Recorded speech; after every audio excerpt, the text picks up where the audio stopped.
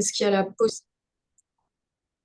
est-ce qu'il y a la possibilité de prendre des vacances ou est-ce que c'est une question de Oui, volonté? mais regardez, dans la question, est-ce que dans la question, on voit le concept de possibilité ou non? On spécule et on pense à la possibilité, ou est-ce que c'est un donné, la possibilité? Non, c'est donné. C'est donné ou quel terme indique ce problème de possibilité? Euh, Prends. Bah oui, mais prendre, ouais. Mais prendre, ça rapport avec possibilité ou ça rapport plutôt avec décision? Décision. Voilà. Donc, c'est pas immédiat. Vous voyez, je dis pas que ça n'a pas de sens, mais ça, prendre, en tout cas, ça donne l'impression que c'est plutôt une décision. Donc, voilà. Donc, qu'est-ce qu'il y aurait à clarifier à votre avis? Euh,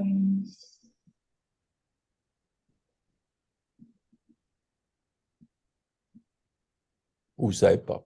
non, je sais pas. Bah, je vais vous dire, moi, ce que je vois qui pose plus problème en tant que concept, c'est le terme de vacances. Hmm. Ça va? Vacances, ça peut paraître évident comme ça dans le langage courant, mais la vacance, si vous voulez, l'idée, c'est qu'il y a un concept de vide, d'échappement, et c'est pas très clair le concept de vacances. Pour le sens commun, oui, mais on peut s'interroger sur ce concept de vacances. Ça vous va? Hein? Ouais. Hmm. Alors, on va essayer plutôt de travailler ça, je pense. Peut-être on verra plus à l'heure sur la possibilité. Et moi, quand je vois ça, j'ai envie de demander, mais qu'est-ce que c'est ce concept de vacances? Alors, est-ce que vous auriez une définition du terme de vacances? Euh, pour le sens commun, c'est des congés, Oui, bah, mais dites-moi, si vous aviez comme ça, c'est quoi? Vacances, ça veut dire quoi? loisirs, Loisir. Alors, le problème, c'est que ça repousse encore, mais qu'est-ce que ça veut dire, ce loisir? détente. D'accord. Bon, alors on va prendre ça, que vacances veut dire détente. Hmm. Ça vous va? Oui. Bon. Et alors, est-ce qu'en effet, vous, vous vous détendez jamais aussi? Non, jamais. D'accord. Donc, vous êtes toujours tendu, Oui. hein, c'est ça. Donc, finalement, le problème, la question qui peut se poser, c'est pourquoi vous n'arrêtez jamais la tension. Oui. Ça va? Vous voyez pourquoi ça méritait d'être questionné, ce concept de vacances, hein? Je Hein? ne le voyais pas, mais oui, effectivement. Oui, c'est ce que moi je mets derrière, ce qu'on Voilà. met derrière. Et on voit bien quelqu'un pour y mettre autre chose, je sais pas, c'est aller au bord de la mer ou autre chose. Mais pour vous, c'est l'idée qu'il y a tension. Et vacances, c'est donc détente, c'est donc interruption de la tension. Ça va? Hein? Ouais. Alors, il y a un principe que je trouve intéressant, c'est que quand on fait quelque chose, c'est qu'en gros, on veut le faire. Même si ça nous cause problème, on veut le faire. Ça va? Ouais. Mm. Hein, vous prenez? Oui. Donc, ça veut dire que vous voulez être tendu. Ouais. Vous voulez pas être détendu, vous voulez être tendu. Ça va? Ouais. Ouais. Donc, c'est-à-dire vous trouvez dans la tension quelque chose qui vous paraît bien, positif, d'une manière ou d'une autre. Ça va? Ouais. Bon, ben, on va voir, ben, on va se poser la question. Qu'est-ce qui est bien dans la tension? Euh, il y a de l'excitation. Eh ben, on va prendre ça. Donc, tension, hein, tension, c'est excitation. Donc, si vous voulez, donc, vous, ce que vous êtes en train de dire, moi, je ne prends pas de vacances, je veux être sous tension parce que quand je suis sous tension, il y a de l'excitation. Ça va? Et l'opposé de l'excitation, ça serait quoi? Le calme. Euh, Oui, alors le calme, il me semble que parce que l'opposé de calme, ça serait activité. ouais. Non, alors c'est pas. Il y a quelque chose qui est plus nettement en opposition à excitation. Euh, Je mettrais mollesse. Oui, mais mollesse, ça serait sur la vigueur. Ouais. Alors, je vais vous proposer, qu'est-ce qui me semble s'oppose à excitation, c'est l'ennui. Ah oui. Mm. Ah oui. Ah, l'ennui, hein? Ça vous parle? Oui. C'est un ennemi, ça, l'ennui, ça va? Cauchemar. Oui. Voilà, cauchemar. Donc, on est bien au bon endroit, hein? Donc, Ouais. l'excitation vous permet d'éviter l'ennui. La tension permet d'éviter l'ennui. Ça va? Mm. Ça va? Oui, oui. Mm. Donc, finalement, hein, l'excitation, la tension, c'est du non-ennui. Ouais.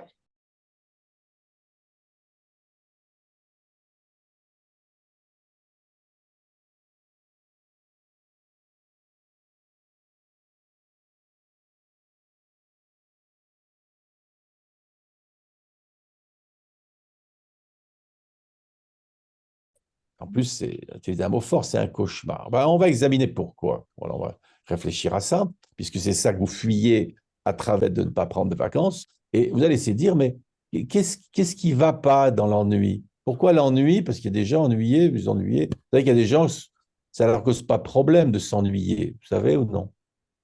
Ouais, ouais, ouais, ouais. Hein, pour vous, c'est des gens bizarres. Mais Oui, j'en vois, hein. C'est vrai que c'est bizarre, mais j'en vois. Oui, j'en voilà. vois. Alors, vous allez essayer de dire, mais qu'est-ce qui vous embête dans le concept d'ennui? Et me dites pas, c'est parce qu'il n'y a pas d'excitation. On ne veut pas tourner en rond. Qu'est-ce qui ne va pas dans le concept d'ennui? C'est que je fais rien et j'ai besoin de faire. Oui, mais là, c'est un peu tautologique, vous voyez? Ennui, faire, vous voyez, vous nous dites ce que ça n'est pas. Non. Qu'est-ce qui ne va pas dans l'ennui? Pourquoi l'ennui? Parce que vous savez, le fait de vouloir faire, c'est une conséquence de fuir l'ennui. Vous êtes d'accord? Mm. Oui, non? Oui. Donc Ouais. non, on veut aller un peu à la racine, à la cause, hein, être plus radical. Qu'est-ce qui ne va pas? Pourquoi l'ennui serait un cauchemar? Qu'est-ce qui ne va pas?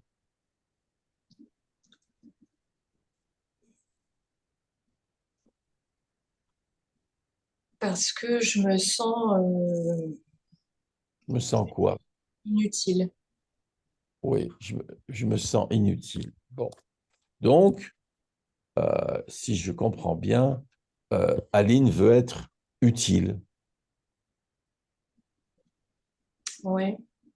Alors, vous savez, les gens, ils veulent faire quelque chose, il y a des gens qui veulent faire quelque chose dans le but de l'utilité, dans le but de rendre service, dans le but d'accomplir quelque chose. Et puis il y a des gens, non, ils veulent être actifs, ils aiment bien que ça bouge. Vous voyez, ils veulent juste qu'il y ait des choses qui se fassent, ils veulent faire, voilà. Ouais. Donc là, au début, on avait plutôt l'impression que vous étiez en deuxième cas, mais on va essayer de préciser. Vous voulez éviter l'ennui euh, parce que vous voulez être utile ou non parce que vous voulez faire des choses? Non, c'est pour faire. Faire. Donc là, l'utilité, c'était une diversion, quoi, Ouais. hein? Ouais. Bon, donc Ouais. on va revenir en arrière. Donc pourquoi l'ennui poserait problème? Parce qu'il n'y a rien à faire. Oui, non, mais ça, c'est clair. C'est clair qu'il n'y a rien à faire, mais pourquoi ça serait un problème de rien faire? Ah, je me sens impuissante quand je fais rien. Bon, ben, on va examiner ça. On va examiner maintenant. On a un autre concept, alors je note en même temps, impuissance. Alors, est-ce que le problème de l'ennui, vous pensez qu'essentiellement c'est l'impuissance ou non, c'est autre chose? Tout à l'heure, on a eu la diversion de l'inutilité et on se demande maintenant, est-ce que l'impuissance, c'est ça le problème ou non, c'est autre chose? Non, bah, je pense que c'est l'impuissance. Ouais. Ouais. C'est-à-dire que quand vous agissez, vous vous sentez puissante. Ouais. Ouais. Donc, en fait, votre désir d'action, c'est un désir de puissance. Ouais. Hein? Donc, c'est ça. Donc, ce que vous voulez fuir, c'est pas tellement l'ennui, c'est plutôt l'impuissance. Ouais. Voilà, Ouais. hein? Ouais. Je note en même temps, voilà, c'est l'impuissance. Donc, c'est l'impuissance qui est le cauchemar, finalement, plus que l'ennui. Ouais. Ouais. Ça va? Ouais. Hein? Donc, impuissant, c'est pas bien. Non, non, Hmm. c'est l'ultime, c'est le truc ultime, pas bien. Ouais. On va faire un test. Tenez. Supposons que vous soyez impuissante, mais on trouve quelque chose pour que vous vous ennuyiez pas. Je sais pas, c'est amusant, mais vous êtes pas. Mais vous êtes impuissante, mais c'est amusant.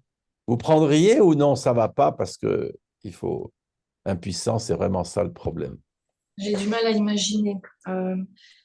Bon, je sais pas, est-ce qu'il y a des choses qui vous amusent, qui n'ont pas beaucoup de rapport avec la puissance? N'importe quoi, hein. Oui, un jeu de société. Quand vous jouez à un jeu de société, est-ce que vous y êtes en quête de puissance dans le jeu de société ou pas spécialement, c'est une distraction? Non, c'est une distraction. Bon, et ça vous plaît? Ouais, Ah bah bon. Donc pourtant, là, vous n'êtes pas en quête de puissance, vous vous amusez, ouais, ça vous plaît quand même. ouais, ça me plaît. Ouais. Et supposons que vous soyez, et supposons que vous n'ayez rien à faire, vous soyez puissante. Imaginez, mais c'est bizarre, vous êtes puissante, femme puissante, mais vous n'avez rien de spécial à faire. Ça vous plairait ou non? Je me sens puissante, mais j'ai rien à faire. Oui. Vous n'avez pas de tâche à accomplir, vous êtes femme puissante, mais vous n'avez pas de tâche à accomplir. Ça vous embêterait, ça ou non? Hmm. Oh, je sais pas. Je Ah, sais pas. c'est un jeu, hein, c'est comme votre jeu de Ouais, ouais. société. Euh, Plutôt non. C'est pour savoir si c'est le problème de l'ennui ou si c'est le problème de l'impuissance qui est plus, vous voyez, qui est ouais. plus frappant. Non, je pense que si je me sens pas impuissante et que j'ai rien à faire, non, ça me pose pas de problème. Ouais. Donc c'est plutôt voilà, donc c'est plutôt le fait de l'ennui qui est un problème. C'est pas l'impuissance en tant que telle. Vous voyez, ces concepts peuvent se recouper, peuvent aller ensemble. Il faut essayer de clarifier qu'est-ce qui est primordial dans une sorte d'axiologie, vous voyez, hein. Donc, c'est plutôt le fait d'avoir rien à faire qui vous embête plus que l'impuissance. Si votre question, c'était si j'ai rien à faire, mais que je me sens quand même puissante. C'est ça, hein, Oui, est-ce que ça me oui, pose oui, problème? oui. Ou bien vous préféreriez avoir quelque chose à faire, même si vous ne vous sentez pas puissante.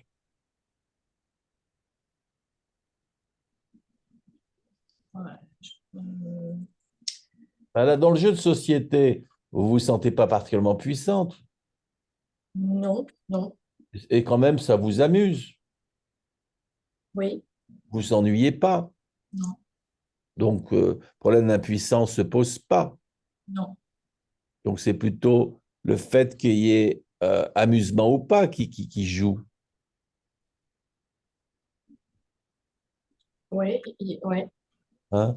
Donc, c'est plutôt le fait le fait d'agir, de faire quelque chose, ouais, de se distraire qui vous plaît, ouais, c'est vrai, ouais, hein. Donc, c'est plutôt l'absence d'action que l'impuissance en tant que telle,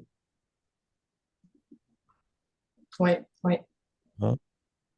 D'ailleurs, est-ce que déjà vous faites quelque chose parfois où vous n'êtes pas spécialement puissante, pas spécialement forte, mais vous dites, tiens, c'est pas mal quand même. Ouais, voilà. Ben oui, la lecture, par exemple, Ça vous plaît ouais, ouais. et vous vous sentez puissante. Non, pas spécialement, non. Voilà, hein, mais vous faites quelque chose. Ça va? Oui, quelque chose qui me plaît, ouais. Voilà. Donc, c'est pas spécialement le problème de la puissance et de l'impuissance, c'est plutôt le fait d'une action. Hmm. Ça va? Donc, c'est l'absence d'action qui vous pose problème plus que l'impuissance. C'est le fait de rien faire. Ouais, ouais, Il faut que vous fassiez quelque chose. oui. Si Hmm. vous ne faites rien, c'est terrible. Ouais, Il ouais, faut faire. ouais. Aline, elle doit faire. C'est ça? Oui. Hein? Hmm.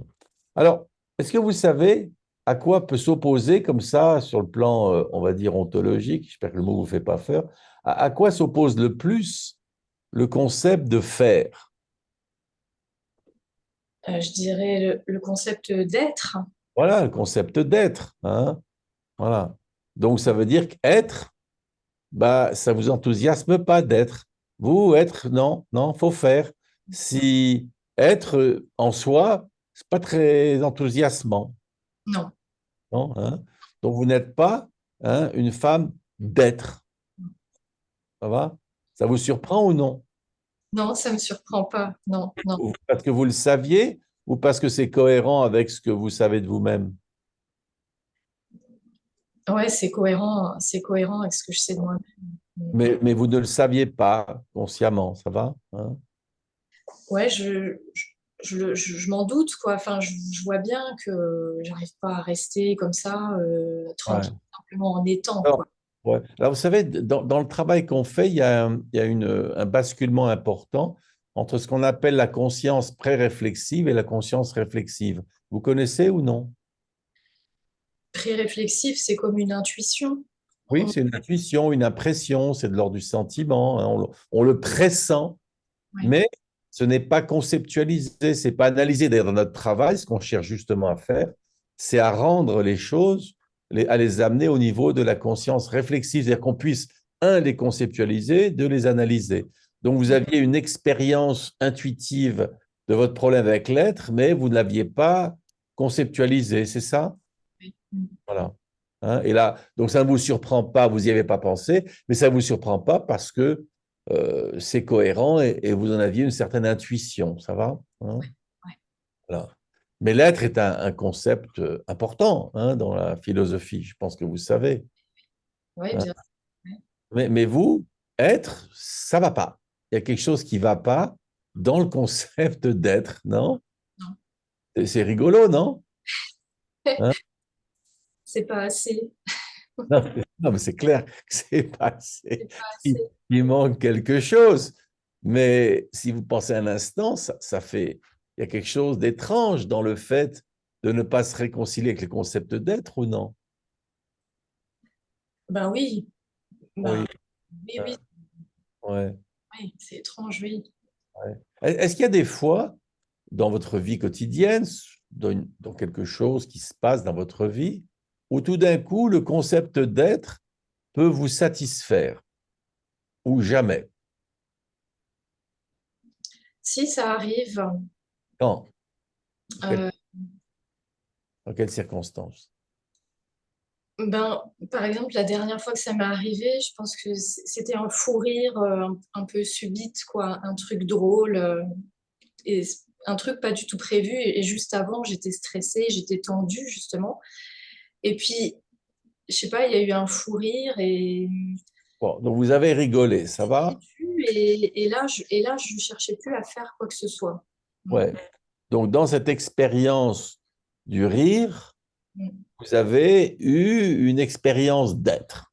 C'est Ouais, ça? ouais, ouais. Ah. Bon, ben, on va essayer d'examiner ça. Donc pourquoi dans cette expérience du rire, il y a eu une expérience ontologique d'être? Ben, parce que je cherchais plus à faire quoi que ce soit. Il y avait Oui. Oui, non, mais ça, c'est la conséquence, vous voyez? Mais je cherchais la cause. euh, Pourquoi tout d'un coup, le besoin de faire disparaît et l'être se suffit? Pourquoi dans ce rire, il y a une expérience d'être?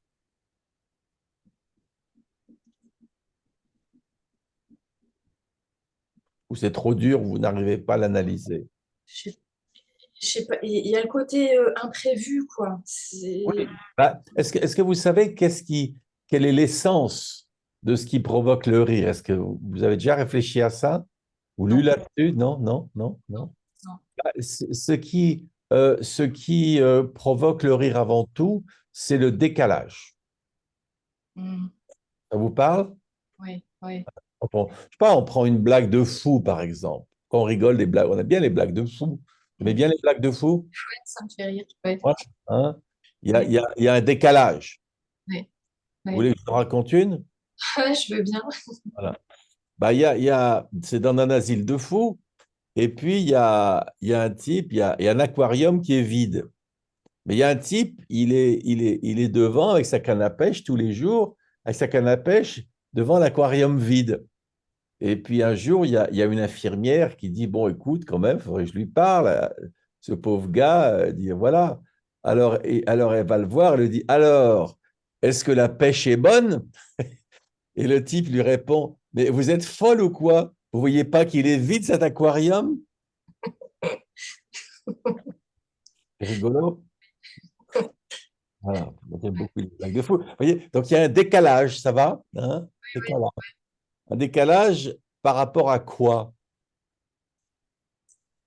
Par rapport à notre perception de la réalité, une Voilà. perception normée de la réalité. Il y a un décalage par rapport au réel et un décalage inattendu, parce que s'il est attendu, on rigole pas, quoi. Faut qu'il y ait un peu, hein, ça soit un peu inattendu, voilà. Hein. Et là, cette femme, elle essaie de rentrer dans le réel du fou, enfin, ce qu'elle pense être le réel du fou, et puis elle est à côté de la plaque.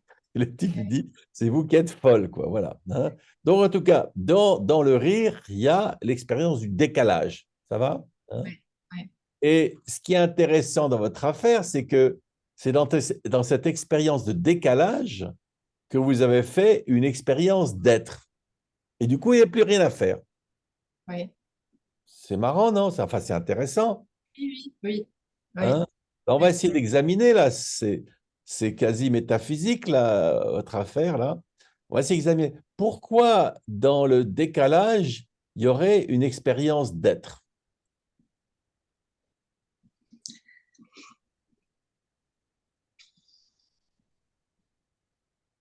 Alors, quand je pose des questions qui sont trop difficiles, trop abstraites, n'hésitez pas à vous me dire, j'y arrive pas. Hein. Ouais. Non, j'attends que vous me répondiez. Alors, ouais. Pourquoi dans le décalage? C'est comme si ça me sortait justement de ma perception habituelle des choses.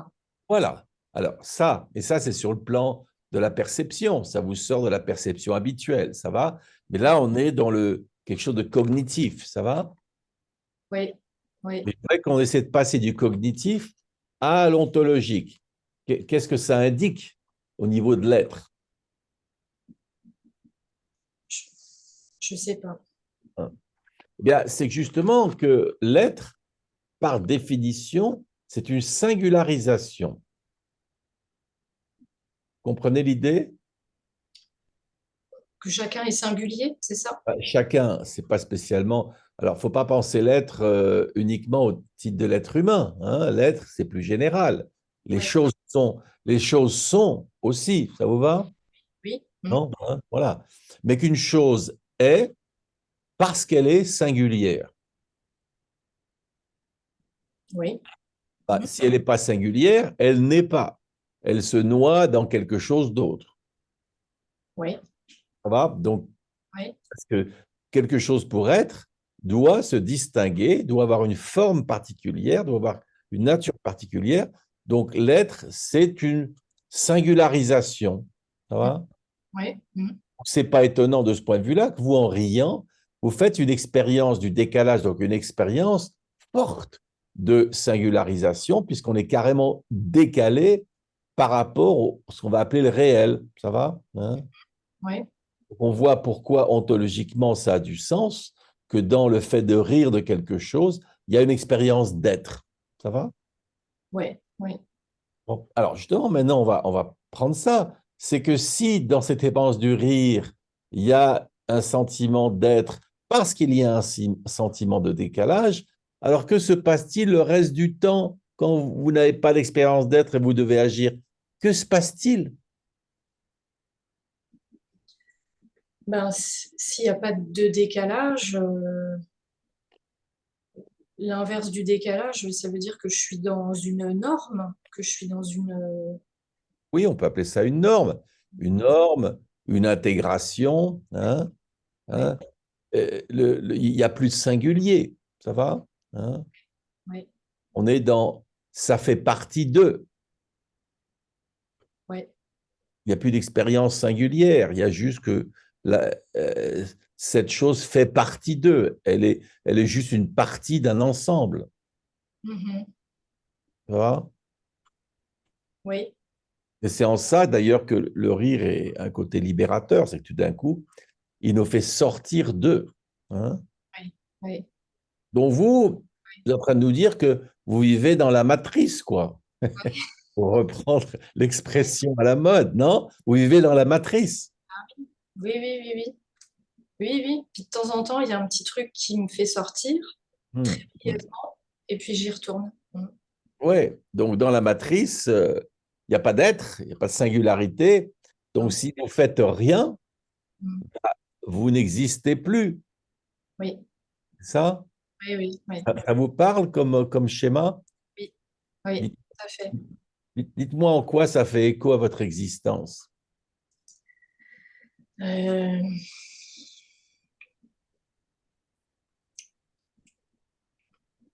Ben ouais, l'action me donne le sentiment d'exister, d'être vivante, quoi. Hmm. Dans l'action, ça pulse, quoi. Il y a un truc qui Oui, pulse. oui, mais pourquoi vous n'avez pas cette expérience du singulier dans votre existence? Hmm.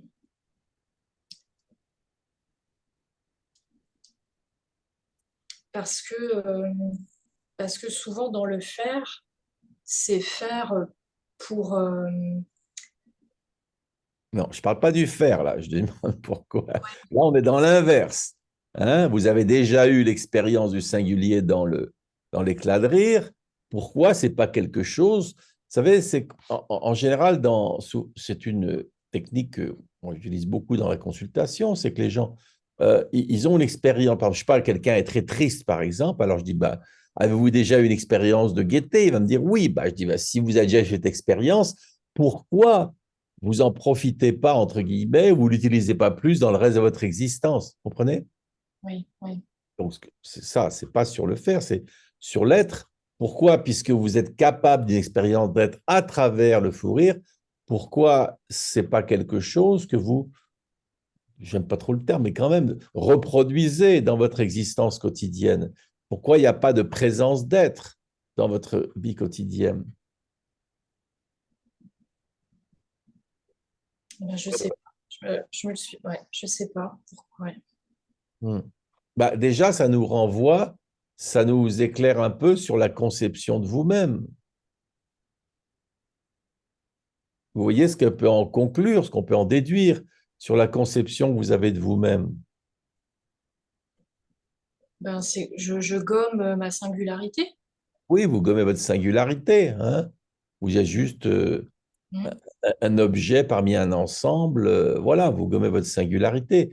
Donc c'est pas, on n'y voit pas un intérêt prégnant à votre singularité. Vous la gommez, elle n'existe pas, ou quelque chose comme ça, quoi. Oui, Hein. Donc le sujet, il est un peu évacué, quoi. ouais, Hmm. ouais. Parle Oui, oui, oui. que vous vous évacuez en tant que sujet. Oui. Et pourquoi?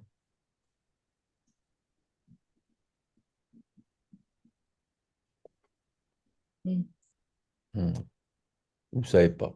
Non, Hmm. non. Est-ce que dans votre existence, est-ce qu'il y a des moments où vous pensez que vous vous affirmez de manière claire en tant que sujet singulier?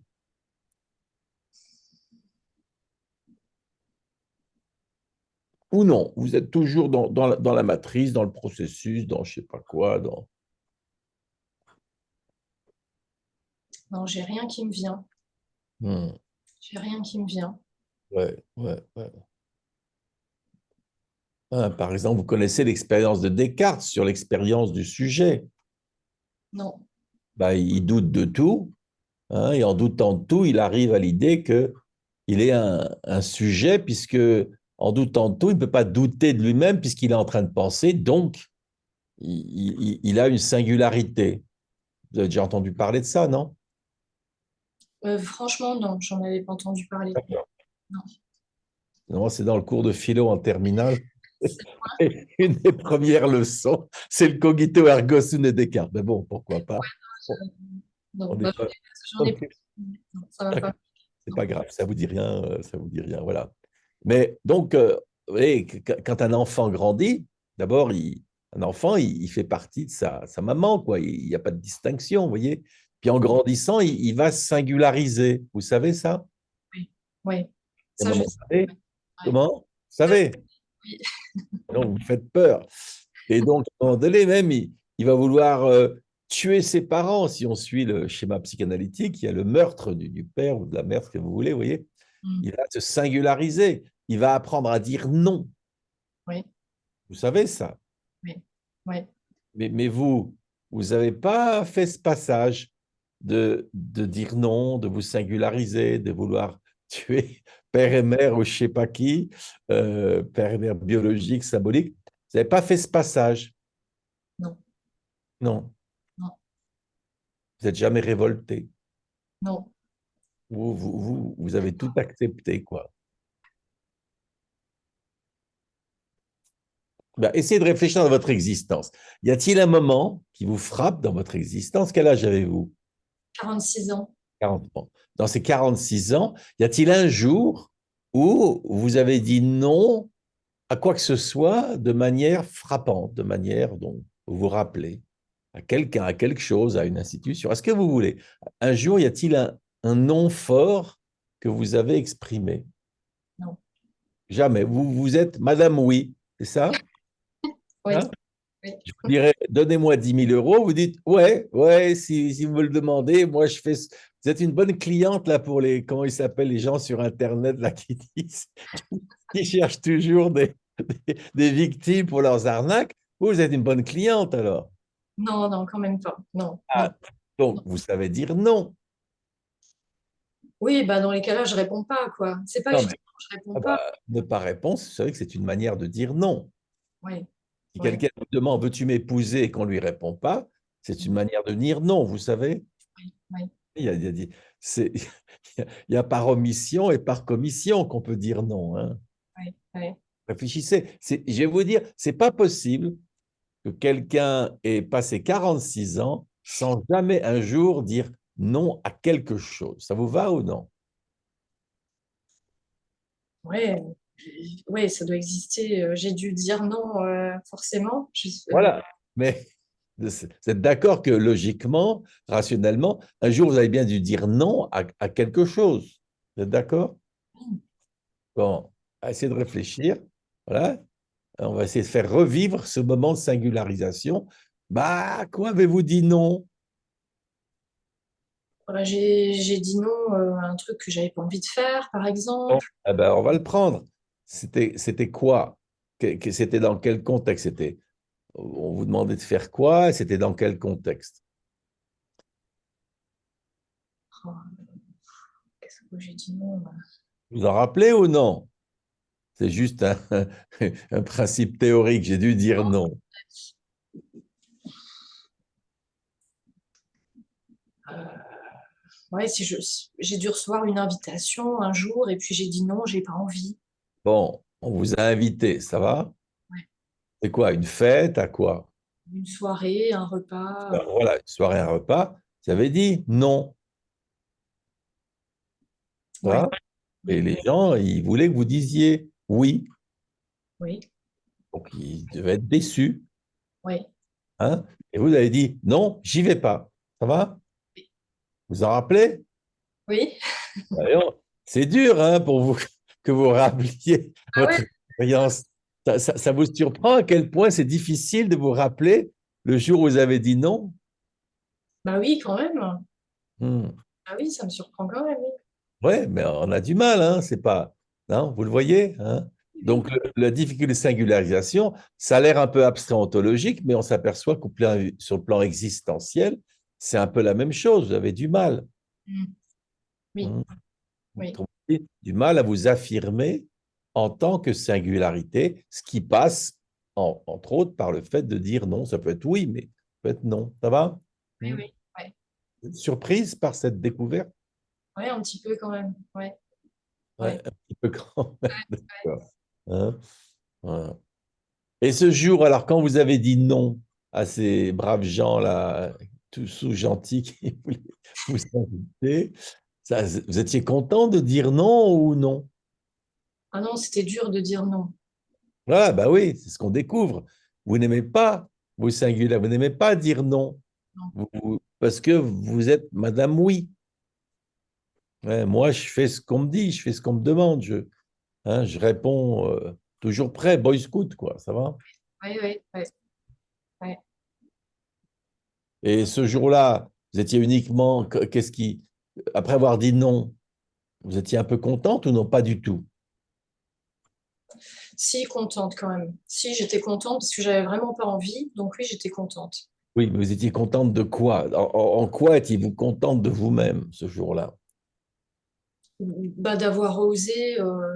Voilà, d'avoir osé, c'est bien, d'avoir osé, hein, oser, ça va? Oser se singulariser. Ça veut dire d'habitude, vous n'osez pas, Ouais, ça va? ouais. Bah, si vous n'osez pas d'habitude, vous faites quoi? Ben, je fais rien. Je, Non, ah si, vous faites quelque chose puisque vous dites oui. Et en plus, faire, on a vu que c'était votre truc. Ne ouais, bougez pas, ouais, vous ne faites rien. Ce ouais. serait quoi le contraire d'oser? Vous avez un verbe à opposer à oser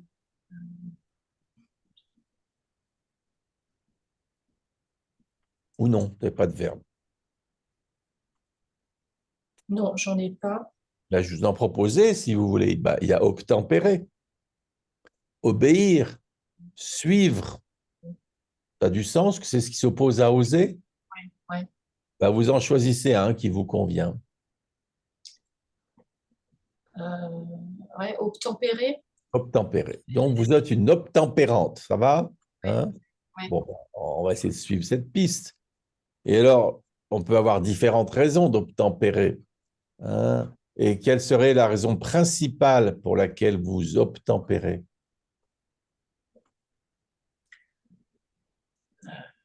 C'est que je veux pas de conflit. D'accord, vous craignez le conflit, Mm. hein.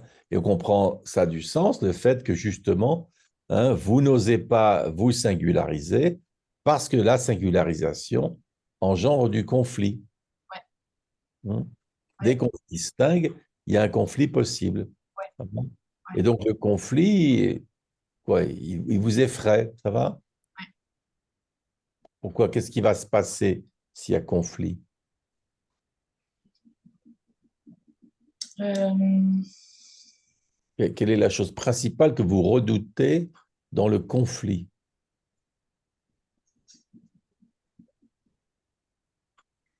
ben, c'est l'affrontement. Ouais, mais le problème, c'est que là, vous vous rendez compte, c'est un peu tautologique, ça. Ouais, Vous le voyez ou non? oui. Un conflit, affrontement, c'est plutôt synonyme. Vous êtes d'accord? Ça peut être aimé, enfin, je sais pas. Ouais, ça. Vous voyez, vous êtes d'accord que c'est un peu synonyme? Ouais, ouais. Donc, ça n'explique pas. Alors, pour quelle raison est-ce que le conflit vous pose problème? Bah, ce que je crains dans le conflit, c'est le rejet, c'est d'être rejeté. D'accord. Vous ne voulez pas être rejeté. Ça va? Ouais. Hein? Qu'est-ce que vous voulez? Bah, être accepté. Être accepté. D'accord? Hein? Être accepté, vous voulez que les gens, ils vous acceptent. Ah, hein? Ça va? Hein? Ouais, Vous ne voulez pas qu'ils vous rejettent. ouais. Hum, hum. Vous avez des enfants ou non? Non. Bon, imaginez que il y a quelqu'un qui fait, voilà. Oui, imaginez que vous avez un enfant, ça va? Petite expérience de pensée, ça va? Ouais, Et il vous dit, maman, moi, je fais ce que les autres me disent parce que je veux pas être rejeté. Bon, ça va? ouais. Vous le laissez comme ça, ou vous essayez de le faire réfléchir un peu sur le problème. Non, j'essaye de le faire réfléchir. Qu'est-ce que vous lui diriez? Je lui dirais que si, s'il veut être heureux, c'est important qu'il soit lui-même. Voilà. Bon, ben, on va prendre ça, hein. C'est important d'être soi-même, hein, si on veut être heureux, réaliser ce qu'on veut, ça va? Ouais, ouais. Donc vous n'êtes pas vous-même. Non, Non. non. Ça vous parle? Vous le saviez ou non? Oui. Oui. Donc, il y a une aliénation. Mm. Hein, Oui. hein, hein, hein. Vous n'êtes pas vous-même, et puis donc vous essayez d'obtempérer. Voilà. Donc, on commence à mieux voir ce que c'est se faire. Oui. Dans ce cadre-là, c'est quoi faire? C'est faire pour faire plaisir aux autres. Voilà. Hein. C'est une forme de corruption ontologique. Ça vous parle, l'idée que c'est une corruption ontologique? Oui, oui, oui. Je crois que vous souriez, dites-moi pourquoi. Non, non, c'est l'idée de corruption. Bah oui, oui, je suis corruptible, quoi. Oui, oui. Ben, corruptible et corrompu, et corrompu, plus que c'est pas une possibilité, hein, c'est une existence corrompue, non? Ah oui. Mm. Ça vous surprend? Ouais, le mot est fort quand même. Le mot Oui, est ben oui. Et vous n'aimez pas les mots forts, vous, hein? bah, si, si. Ah ben non, les mots forts, vous savez quelle est la conséquence des mots forts? Ah, c'est le conflit. Ah ben oui. Donc vous préférez les mots doux, non? Oui, oui. Hein? Donc les mots forts, c'est pas votre tasse de thé, Non. hein? Vous êtes dans l'euphémisme, c'est ça? Hein? Ouais, ouais. Bien sûr, c'est plus gentil, c'est plus doux, voilà. Mais ça vous va qu'il y ait une corruption de l'être dans votre affaire? Oui, Hein? oui, oui. Hein? Oui, oui, pour obtenir l'approbation des autres, quoi. Mm. Passion. Ouais. Et vous pensez il vous l'accorde, cette approbation? Oui, Ah, d'accord. Donc vous êtes une femme approuvée, certifiée conforme, approuvée. Donc tout va bien. mm. Bah, j'ai travaillé tellement dur qu'il faut que ça paye quand même. Oui, oui, mais vous voyez, mais quand quelque chose fait les choses pour que ça soit payé, vous diriez quoi d'une personne qui agit pour être payée? Elle est intéressée Oui, et c'est pour vous, c'est une lettre de noblesse. d'être intéressée. Non, d'être intéressé. Quelqu'un qui agit par intéressement. Vous dites, waouh, chouette, j'admire cette personne qui travaille par intéressement, qui fait les choses par intéressement. Vous dites, oh là là, c'est bien. Non, Vous dites, non, qu'est-ce que vous en pensez? c'est pas très noble. C'est pas. Et, pas très noble. Et vous voulez être noble ou non? Oui, Oui. oui. Donc, il y a un décalage dans votre affaire là. Je ne sais pas si vous fait rire ce décalage, mais il y a un décalage entre ce que vous voulez et ce que vous faites. Oui. Ouais. Mais est-ce qu'il y a des fois où, dans votre existence, vous vous dites, basta, ça suffit, ou jamais? Non, Non. non, Alors, jamais. je dis que ce n'est pas possible. Mais ça ne veut pas dire que c'est très fort, mais il doit y avoir des moments où c'est. Vous savez, la corruption, il y a une attaque à l'intégrité de l'être. C'est ce que veut dire corruption au sens initial, c'est-à-dire qu'il y a quelque chose où l'intégrité d'un être est attaquée, hein, hein, Ouais, comme un produit qui serait corrompu, c'est-à-dire qu'il n'est plus lui-même. Ça va? ouais, ouais. Donc, à un moment donné, ça doit causer problème. Il doit y avoir quelque chose qui dit, là, il y a problème, non? Ouais, ouais. Ça serait pas naturel, c'est ça. Ça serait. On peut dire que la corruption, d'une certaine manière, va contre la nature des choses, hein. Un produit corrompu, c'est qu'il a plus sa nature, hein, initiale, hein. Il y a quelque chose il est dévoyé, ça va, hein. Et Ouais. vous avez parfois cette intuition, ce sentiment de dire, voilà, il y a de la corruption, il y a des dévoiements, il y a de l'aliénation. Ah ben oui, oui. Oui. Vous pouvez me donner un exemple où vous vous dites ce genre de choses? Euh, bah, quand on me demande quelque chose, que je dis oui tout de suite, sans même réfléchir, je dis oui. Oui, et bien justement, vous dites, je dis oui sans réfléchir tout de suite.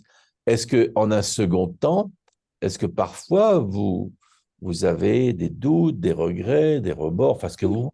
Ah bah oui, oui, oui, oui. Ça serait quoi? Comment vous le diriez? Euh, je dirais, bah, je me suis pas écoutée. Voilà, vous n'êtes pas écouté, hein? Vous avez écouté le voisin et pas vous-même. Oui, Vous voyez la corruption là? oui, oui, Hein? Bon, vous vous dites ce genre de choses. oui, Bon, oui. souvent, rarement. Ouais, souvent quand même. Ouais, ouais. Ah, donc vous en avez une conscience alors de cette corruption. Oui, oui, oui. Hein, Oui, tout à l'heure, c'était non. Bah, c'est évident que c'est pas possible, quoi, qu'il n'y ait pas un minimum. Et puis finalement, bah si, vous le dites régulièrement. oui, oui. Bon. Et alors, quand tout d'un coup, il y a des fois, vous dites, bon, ça suffit, quoi. Quelque chose comme ça, vous vous dites ça ou non? Ouais. Qu'est-ce que vous dites, par exemple? Bah, je me dis maintenant, je vais m'écouter avant de répondre, quoi. Je vais Oui, vous allez vous écouter. écouter vous-même. Oui, Il est temps que Aline ait voix au chapitre. oui, oui. Vous voyez, ça, c'est une expérience de singularisation. Par défaut, elle vous manque, mais vous voudriez avoir Mm. cette expérience de singularisation. Ça va? Vous Oui, oui. voyez, elle est beaucoup plus prégnante que vous ne le dites. Mm. Ouais, je le voyais pas. Oui, oui, oui. Oui, c'est l'idée de ce travail, hein. Vous savez, c'est l'idée de Foucault. Il dit la science rend l'invisible visible, hein, par des instruments, mais la philosophie, c'est de rendre le visible visible. Mm. Ça vous parle comme formulation, hein? Ouais, ouais. C'est visible, on le voit maintenant puisque vous le dites, mais vous ne voyez pas ce qui pourtant est visible, hein. Voilà. Donc une fois vous dites, il faut que je m'écoute. Alors, qu'est-ce que vous faites? Vous le faites ou vous oubliez dès que quelqu'un d'autre vous demande quelque chose? Ouais, j'essaye, et puis ça dure pas longtemps, quoi. Vous essayez. Vous essayez comment? En faisant quoi? Qu'est-ce qui se passe?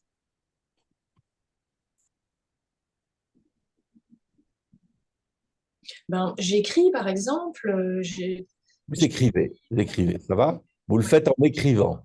ouais, Vous avez trouvé un canal, c'est l'écriture. oui. Mm.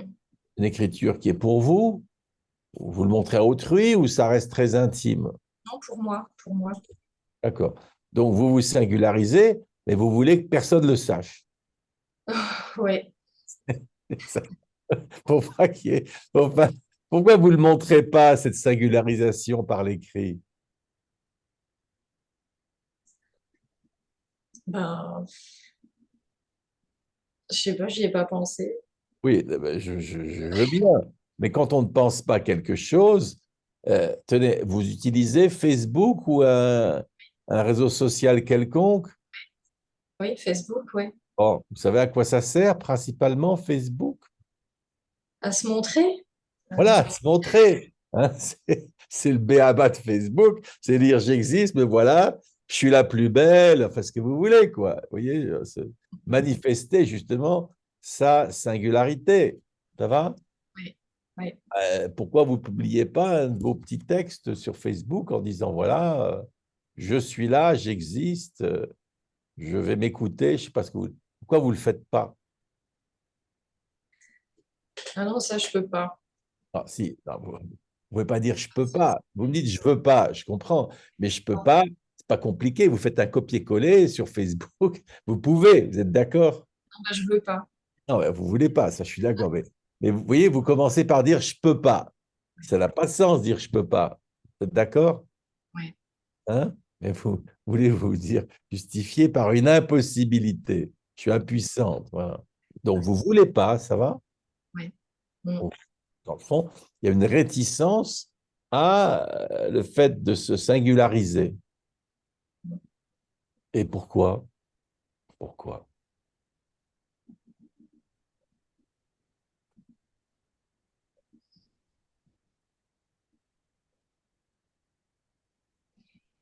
Pourquoi vous voulez vous cacher? Et alors, vous pouvez le poser de manière générale. Pourquoi quelqu'un voudrait se cacher? Quelle serait la raison pour laquelle quelqu'un veut se rendre invisible? Pour pas prendre de risques. Oui, mais avant, qu'est-ce que cette personne pense d'elle-même? Qu'elle est pas assez bien. Qu'elle n'est pas assez bien, qu'elle est laide, qu'elle est bête, qu'elle est je ne sais pas quoi.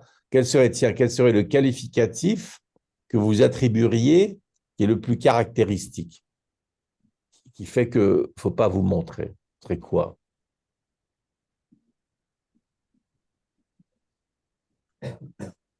Pas assez bien.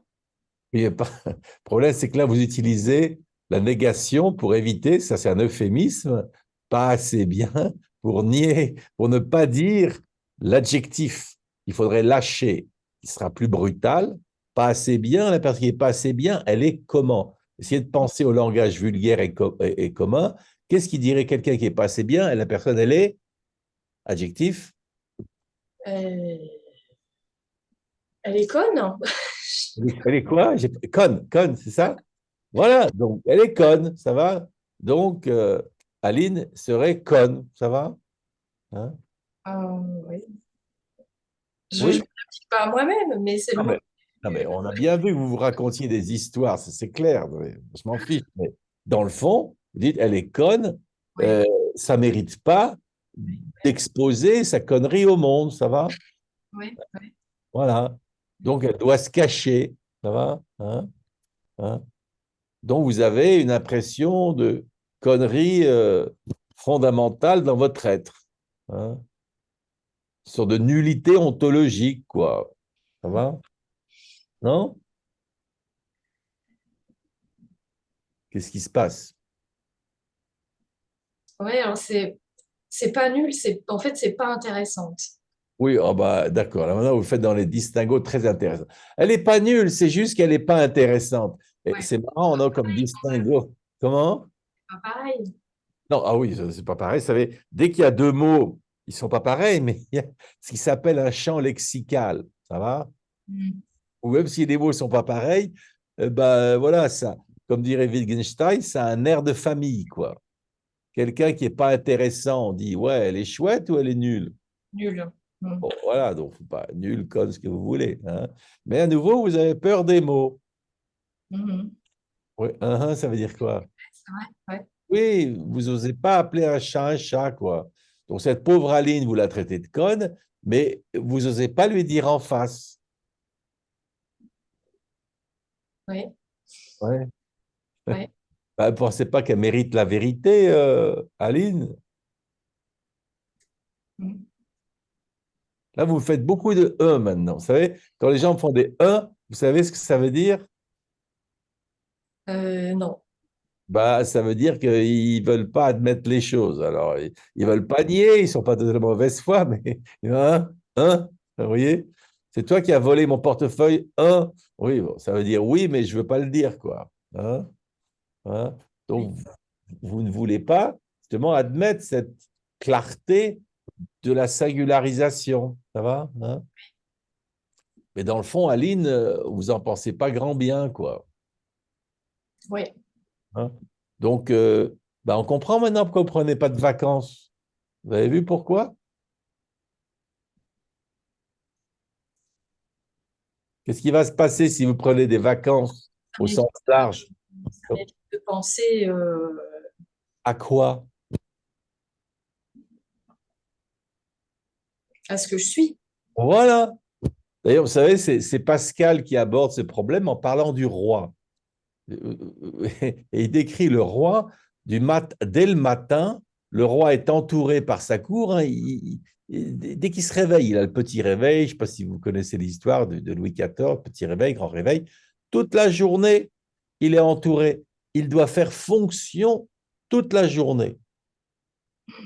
Et vous imaginez là pourquoi il doit être en fonction toute la journée?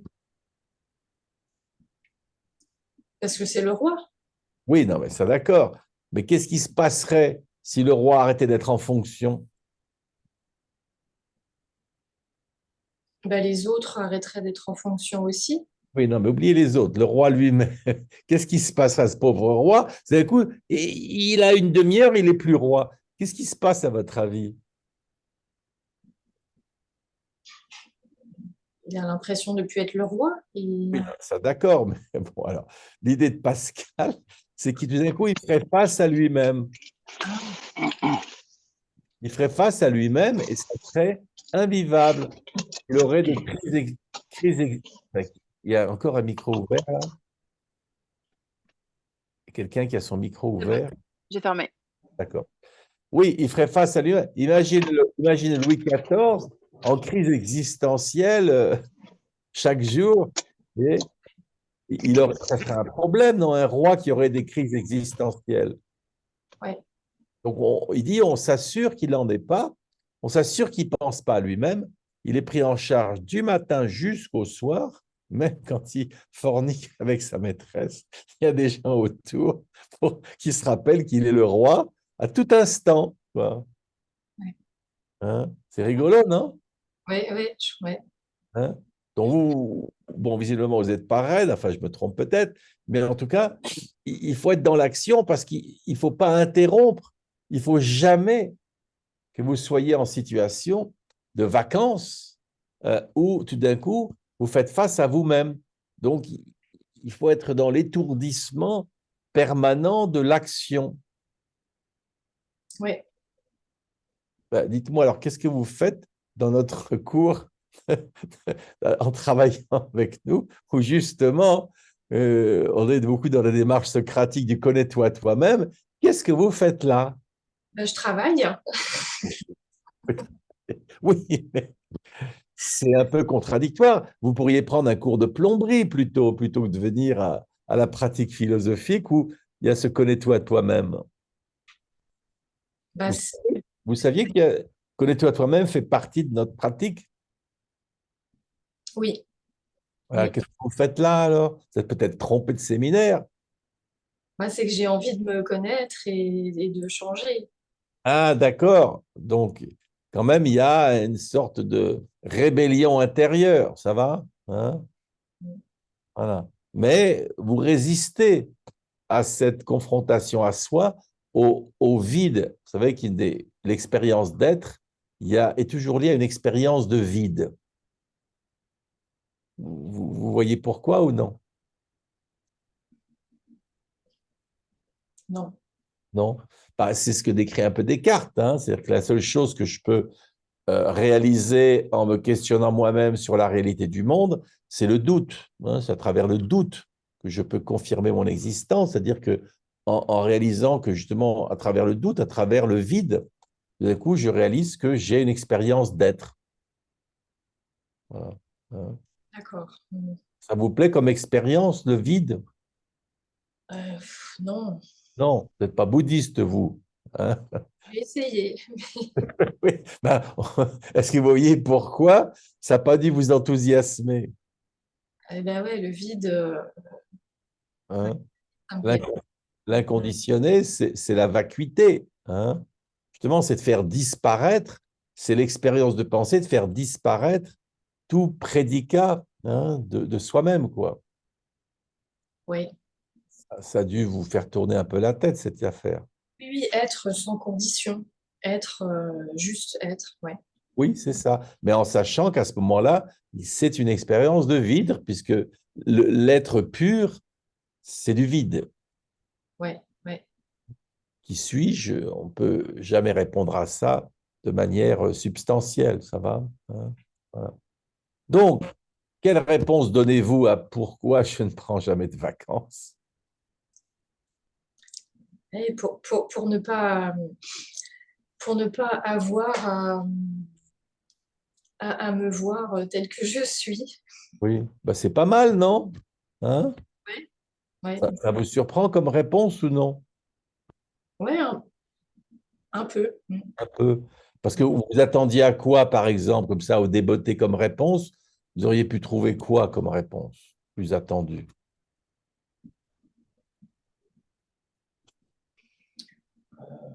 Je prends pas de vacances.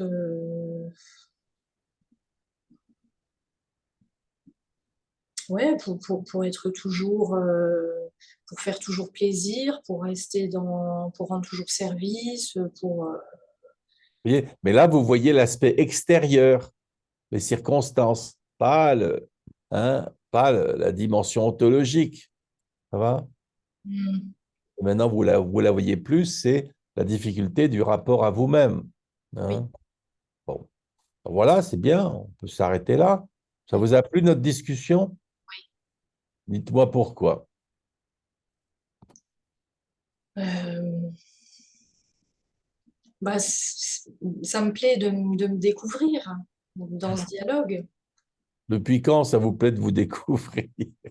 C'est nouveau. Non, c'est pas nouveau, non?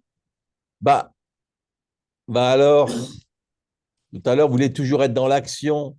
Bah, quand on se découvre, c'est une action ou non? C'est une contemplation. Non, c'est une action. Ah, c'est une action aussi, d'accord. Donc, tout est action. Vous dites, Ah, hein? ouais, c'est les deux. Ouais. Oui, bah, vous faites plaisir à vos voisins quand vous réfléchissez à vous-même. Non, Non. non. Hein? C'est pas la même chose que d'agir pour complaire. Hein?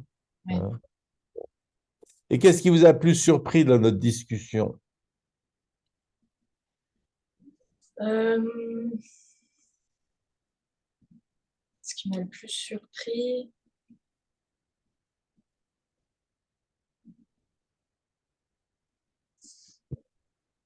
euh, bah c'est là où on arrive. C'est C'est quoi, là un où on départ arrive? et l'arrivée, quoi. C'est À quoi l'arrivée? Ben, c'est quoi cette arrivée? Dites-le vouloir, avec vos mots. Comment? ne pas vouloir se regarder en face. Hmm. Ah oui, si on est con, c'est sûr qu'on ne veut pas se Oui, regarder en face. mais si, ça me surprend parce que je viens pour ça et en même temps, oui, et en même temps, je résiste. Alors, Oui. ça me Bah, surprend. vous inquiétez pas, c'est classique ça, que les gens viennent pour quelque chose et puis quand on commence à le voir, il y a une résistance, hein, c'est toujours double. Hein, voilà. Et quelle est l'idée qui vous embête le plus dans ce qu'on a vu? L'idée qui est un peu déplaisante.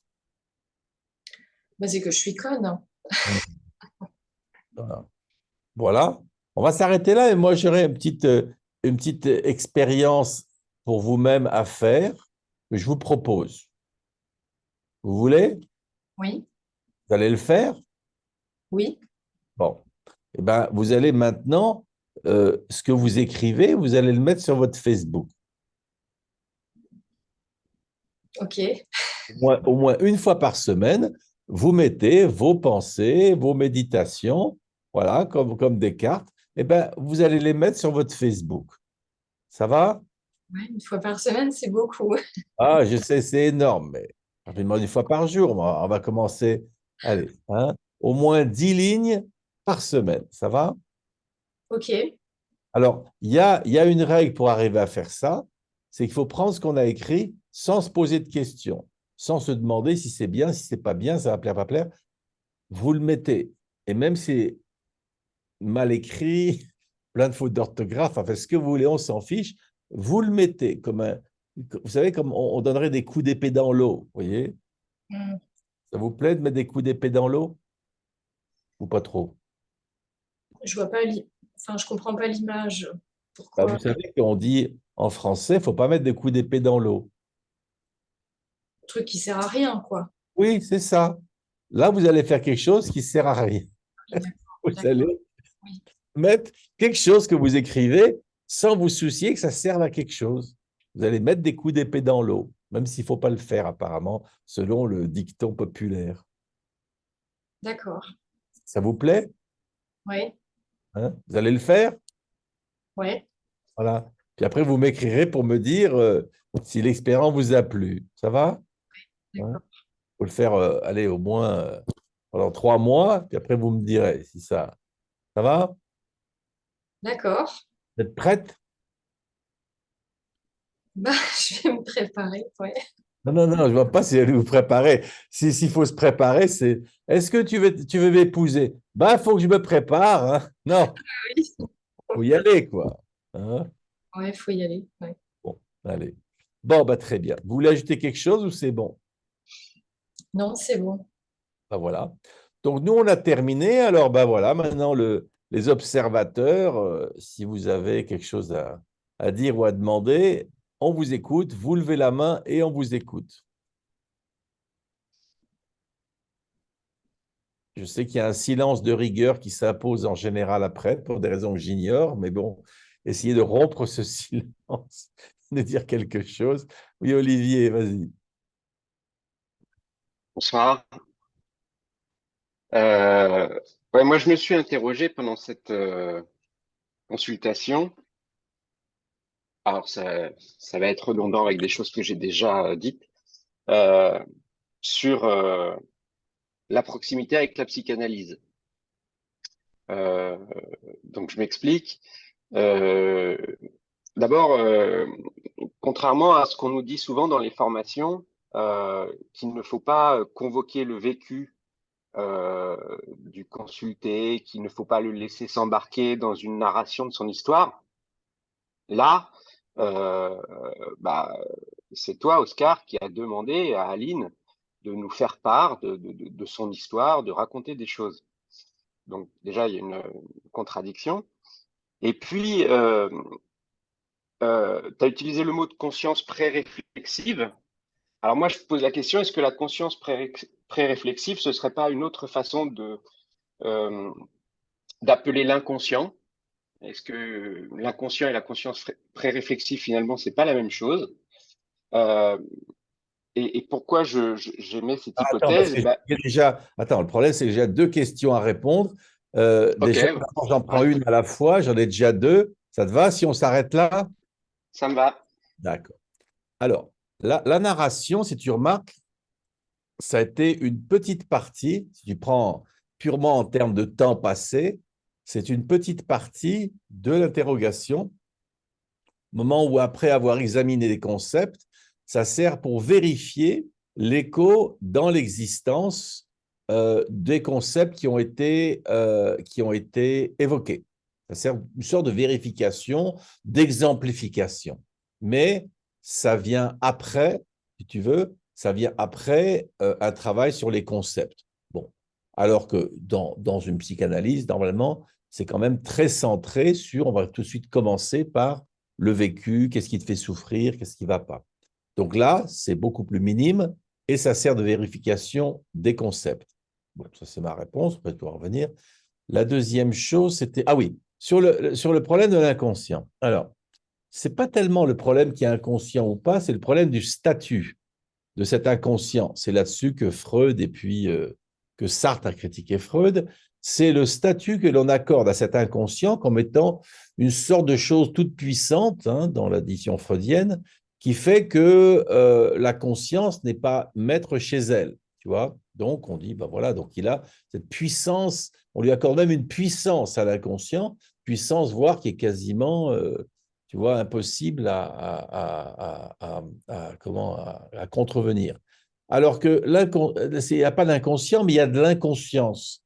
C'est-à-dire que dans le schéma sartrien, qui est un peu le nôtre, c'est que on est toujours conscient d'une certaine manière. Il n'y a pas d'inconscience réelle, il y a il y a de la conscience qui se donne pas, qui fait pas l'effort, ou qui, tu vois, qui fait pas le travail pour être conscient. Mais en fait, tout est conscient. Il n'y a pas d'inconscient. Tu vois, il n'y a pas d'inconscient. Et même l'inconscience, en fait, elle est là, elle est consciente. Tu vois. Donc, si tu veux, c'est plus le statut. Est-ce que l'inconscient existe comme une sorte d'organe ou de puissance intérieure, tu vois, et voire toute puissante? Ou bien non, c'est juste qu'à ce moment-là, on n'a pas pris conscience. Mais nous, on part toujours du principe qu'on ne peut pas être inconscient.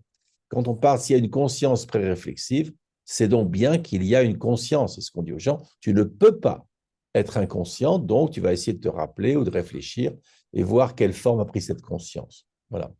Donc c'est le statut, je dirais. Est-ce qu'il y a un inconscient, mais il n'y a pas un inconscient. Il y a des choses qui sont plus ou moins conscientes. Voilà. Donc voilà ma réponse à ces deux premières choses. Alors voilà. Est-ce que tu comprends mes réponses? Oui, Voilà. Maintenant, moi, si tu veux me dire que je suis psychanalyste, vraiment, ça ne me dérange pas du tout. Le nom qu'on va m'accorder m'est complètement égal. Mais par rapport à ce que je sais de la psychanalyse, je considère, à tort peut-être je suis un psychanalyste caché, que ça reste une activité différente. Maintenant, bon, qu'on puisse trouver des parallèles. Moi, je veux bien, hein, voilà. Alors, est-ce que tu veux rajouter quelque chose suite à cette discussion? Bah, oui, une dernière chose, Vas-y. toujours dans la même lignée, Ouais.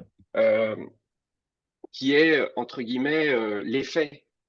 Euh, alors, si je compare ce que je connais de la psychanalyse et ce que je connais de la pratique philo, euh, en pratique philo, bah voilà, on va, comme tu l'as dit, hein, il y a pas d'inconscient, il y a juste de l'inconscience, et donc on va aider la personne qui vient nous consulter en usant de la raison. On va l'aider à faire passer quelque chose de cette conscience pré-réflexive à une conscience réflexive. Et en psychanalyse, le chemin, ça va être, on va faire passer de l'inconscient à la conscience. Et dans un cas comme dans l'autre, ce que je vois comme effet, c'est donc une prise de conscience, et avec cette prise de conscience, la possibilité d'une remédiation qui n'est pas systématique. Hein. Il y a cette fameuse phrase qu'utilisent beaucoup les psychanalystes, la guérison vient de surcroît, et pas toujours, Alors, et parfois à notre insu. c'est Lacan, ça. Mais enfin, Ah bref. ben, Mais à ton avis, qu'est-ce qui ferait hurler les psychanalystes? Et j'ai eu plusieurs fois l'occasion de le recevoir, ces hurlements ou ces critiques. À ton avis, qu'est-ce qui poserait problème? On va l'appeler le psychanalyste lambda. Qu'est-ce qui, lui, à ton avis, lui poserait problème? Ou tu penses que non, il verrait notre consultation et dirait, mais oui, mais c'est tout à fait ça. Moi, je vais décerner à Oscar le titre de psychanalyste, vraiment, parce que c'est le même boulot. Il y a quelque chose qui l'embêterait dans ce qu'on fait. Ou tu vois rien. Tu vois rien. bah, je vois rien parce que Non, mais c'est bon, non, si tu vois rien, tu vois rien. Alors, ouais, non, je vois rien. je te propose l'expérience suivante. Est-ce que tu connais un psychanalyste? Oui, Eh ben voilà, ça va être très simple. Tu prends la vidéo et tu dis, cher ami psychanalyste, je voudrais te montrer une vidéo et tu me diras ce que tu en penses. Et puis après, tu m'écriras, moi ça m'intéresse, et tu me diras ce qu'il a pensé du travail. Ça te va? ça me va.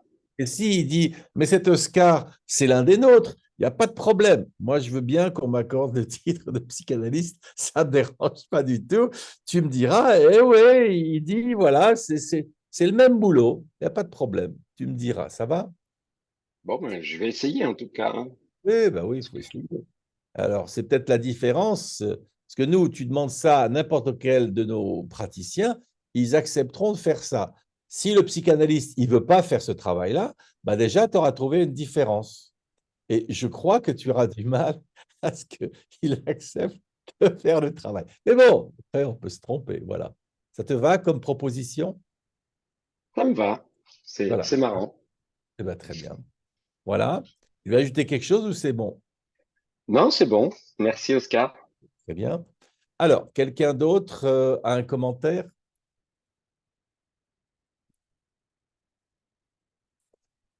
Oui, Nicolas, vas-y. Oui, bonsoir. Vous m'entendez bien là? Ouais, ça va. Oui. Ça va. Ouais, ouais. Voilà, moi j'ai beaucoup apprécié. Je me suis identifié voilà, à Aline.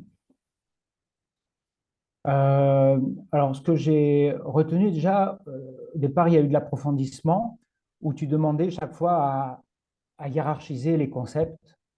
Et c'est comme ça que ça a approfondi entre ennui et impuissance, entre action ou être puissant. Il fallait chaque fois que Aline puisse dire quel était le concept le plus important, hein. Et finalement, ça a été l'action qui a été retenue.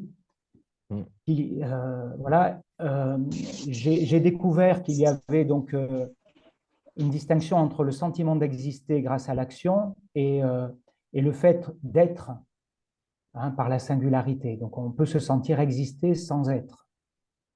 Oui, C'est oui, ce que fait Aline au quotidien, quoi, oui. hein. Mhm.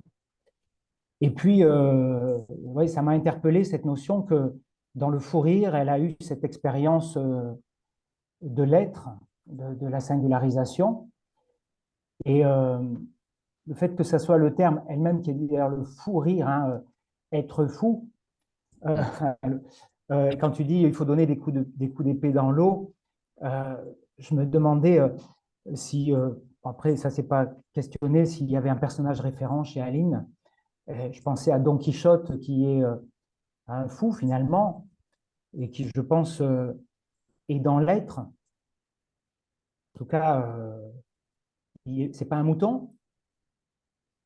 On est des moutons, en tout cas Aline et moi, et finalement Don Quichotte, celui qui n'est pas un mouton et qui va être par sa singularité et qui part à l'aventure, bon, pour être, même si à la fin l'être pur c'est du vide.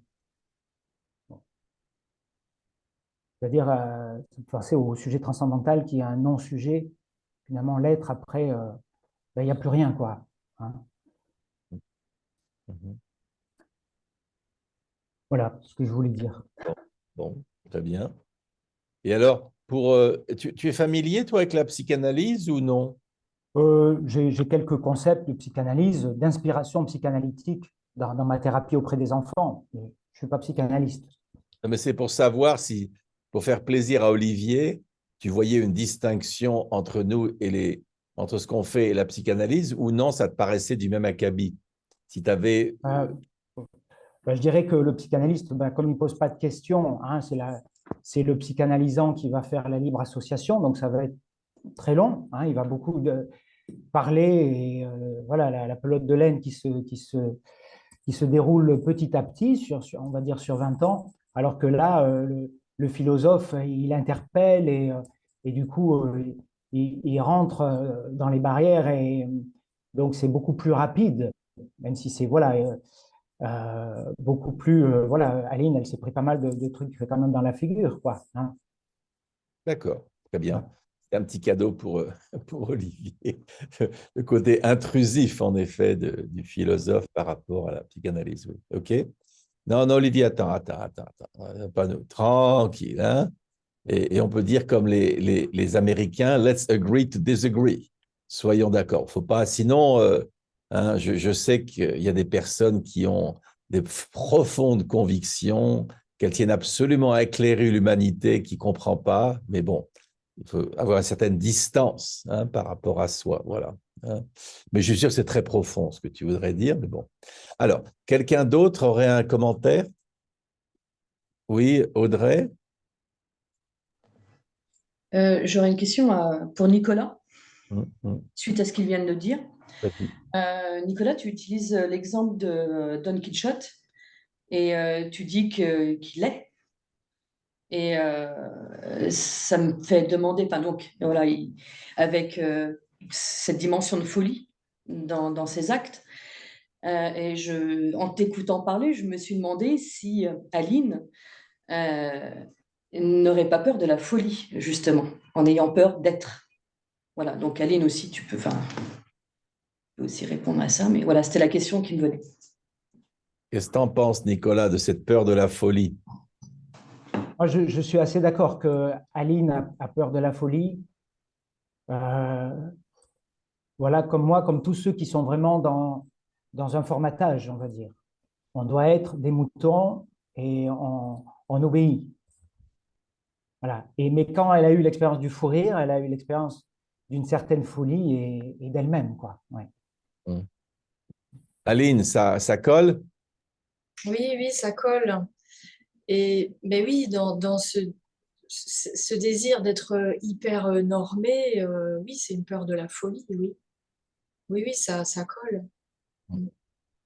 Oui, d'ailleurs, le fou, c'est celui qui, justement, par excellence, se singularise. Il singularise même de la raison qui est ce qui, en général, rassemble les hommes, quoi, voilà, hein, ou des codes établis. D'accord? Quelqu'un d'autre?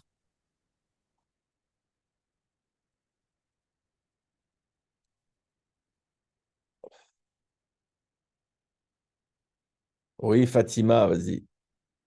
Y a-t-il du plaisir à se sentir rejeté? Oui, bah, c'est bien, mais vas-y, essaie d'y répondre. Alors, mais là-dessus, il ne faut jamais répondre de manière radicale, il faut y répondre de la manière en tant que possibilité, tu vois. Alors, essaie de dire, est-ce qu'il peut en effet y avoir du plaisir dans le fait de se faire rejeter?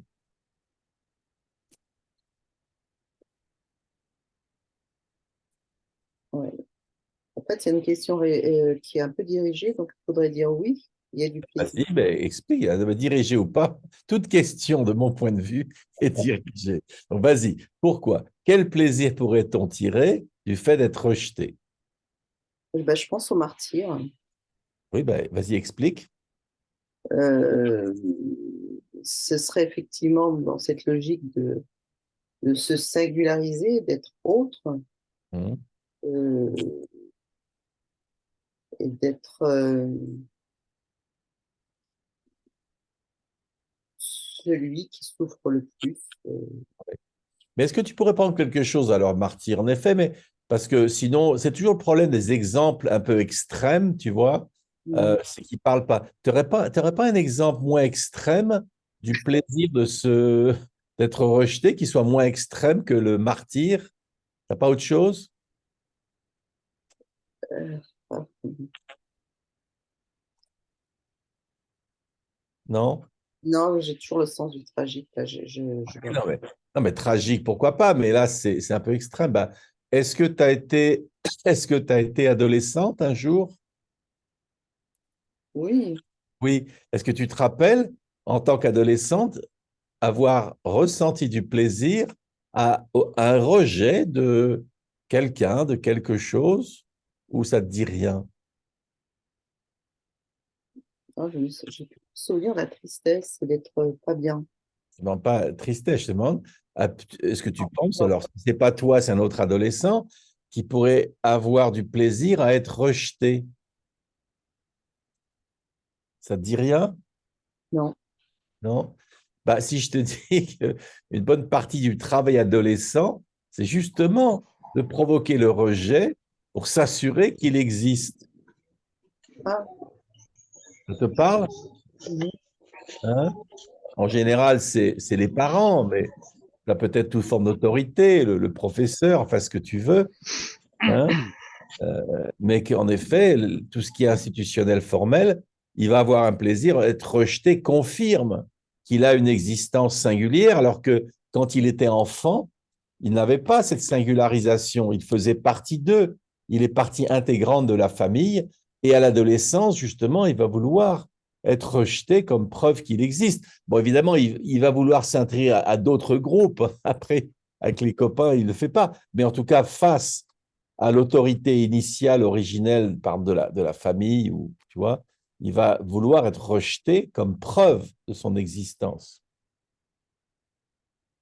Ça te parle ou non? Oui, oui, non, mais totalement, je n'avais pas vu. Tu as Non, t'as bien je dû te pense, rebeller un peu quand tu étais adolescente, non? oh, ben, pas qu'un peu, ouais, ouais, ouais. Oui, c'est un euphémisme, un dessin. Et quand tu as vu que les autorités en place n'étaient pas contentes, tu n'en as pas tiré un certain plaisir. Ouais, le plaisir de les faire réagir. Ouais. Peu importe, les faire réagir, c'est une forme de puissance. Ça te va? Mhm. Hein?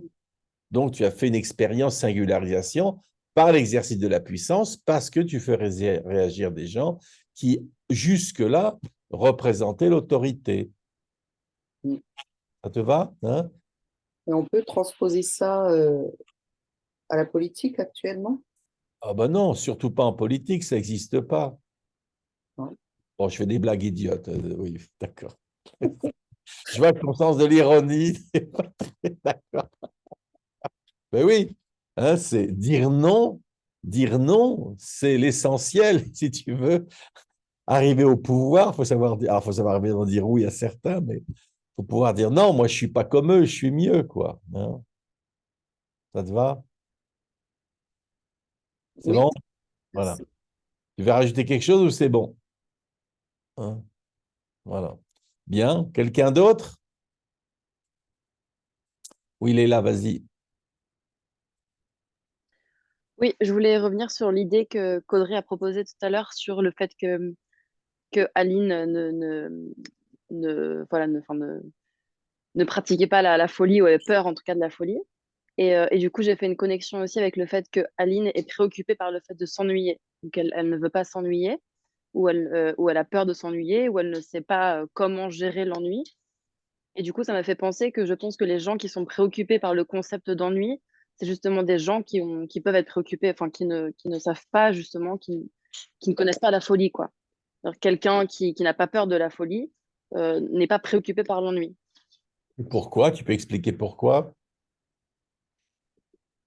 Bah, parce que déjà, s'il s'ennuie, bah, il peut quand même faire quelque chose. Il n'y a pas cette peur de créer ou de produire. Euh, et puis aussi, la personne qui est dans la folie, ou en tout cas qui peut pratiquer une certaine forme de folie, va trouver généralement une sorte de plaisir ou d'excitation dans peu importe ce qui se passe, quoi. Mais est-ce que ce n'est pas le principe même de la création artistique, par exemple? Si, je pensais à ça justement. Si. Ça Oui. explique? Euh, bah bah déjà pour prendre un exemple très concret, par exemple, moi je sais que c'est dans les moments où je m'ennuie que je peux créer, par exemple. C'est un moment justement qui n'est pas rempli par une occupation ou par quelque chose que je dois faire, par une obligation, où c'est là où je vais me poser, je vais me dire, tiens, je vais faire quelque chose. Donc déjà, l'ennui va devenir un contexte qui va me pousser à créer, par exemple. Je pense que c'est le moment où tu ne fais rien, où tu n'as rien à faire, que tu peux faire. Et la personne, justement, et il y a un côté un peu quelqu'un qui est plus plat ou plan-plan, justement, va plus s'arrêter, va me dire j'ai rien à faire. Bah, du coup, qu'est-ce que je peux faire? J'ai rien à faire. Et va justement subir l'ennui au lieu de créer. Aline, tu comprends l'idée de Léla? Oui, je comprends. Je comprends le lien avec la folie, hein, que celui qui n'a pas peur de s'ennuyer, finalement, bah, il n'a pas peur de la folie, c'est pas une préoccupation. Et, et je comprends que de cet ennui peut surgir quelque chose, autre chose, quoi, de plus créatif. Voilà. Ça va, ça a du sens? Oui, ça a du sens. C'est un Hein? paradoxe, en fait, quoi, d'accepter de ne rien faire pour que quelque chose puisse surgir. Oui, bah, ça peut me mettre une motivation, tu vois, hein, en effet, pour innover, faire quelque chose de nouveau, faire ce qui n'a jamais été fait, justement, plutôt que de suivre, d'être pris dans la routine. Hein. Pour ça, il faut pouvoir faire face à ce vide intérieur. Ça a du sens? Ça a du sens, oui. Ok. Léla, tu avais fini?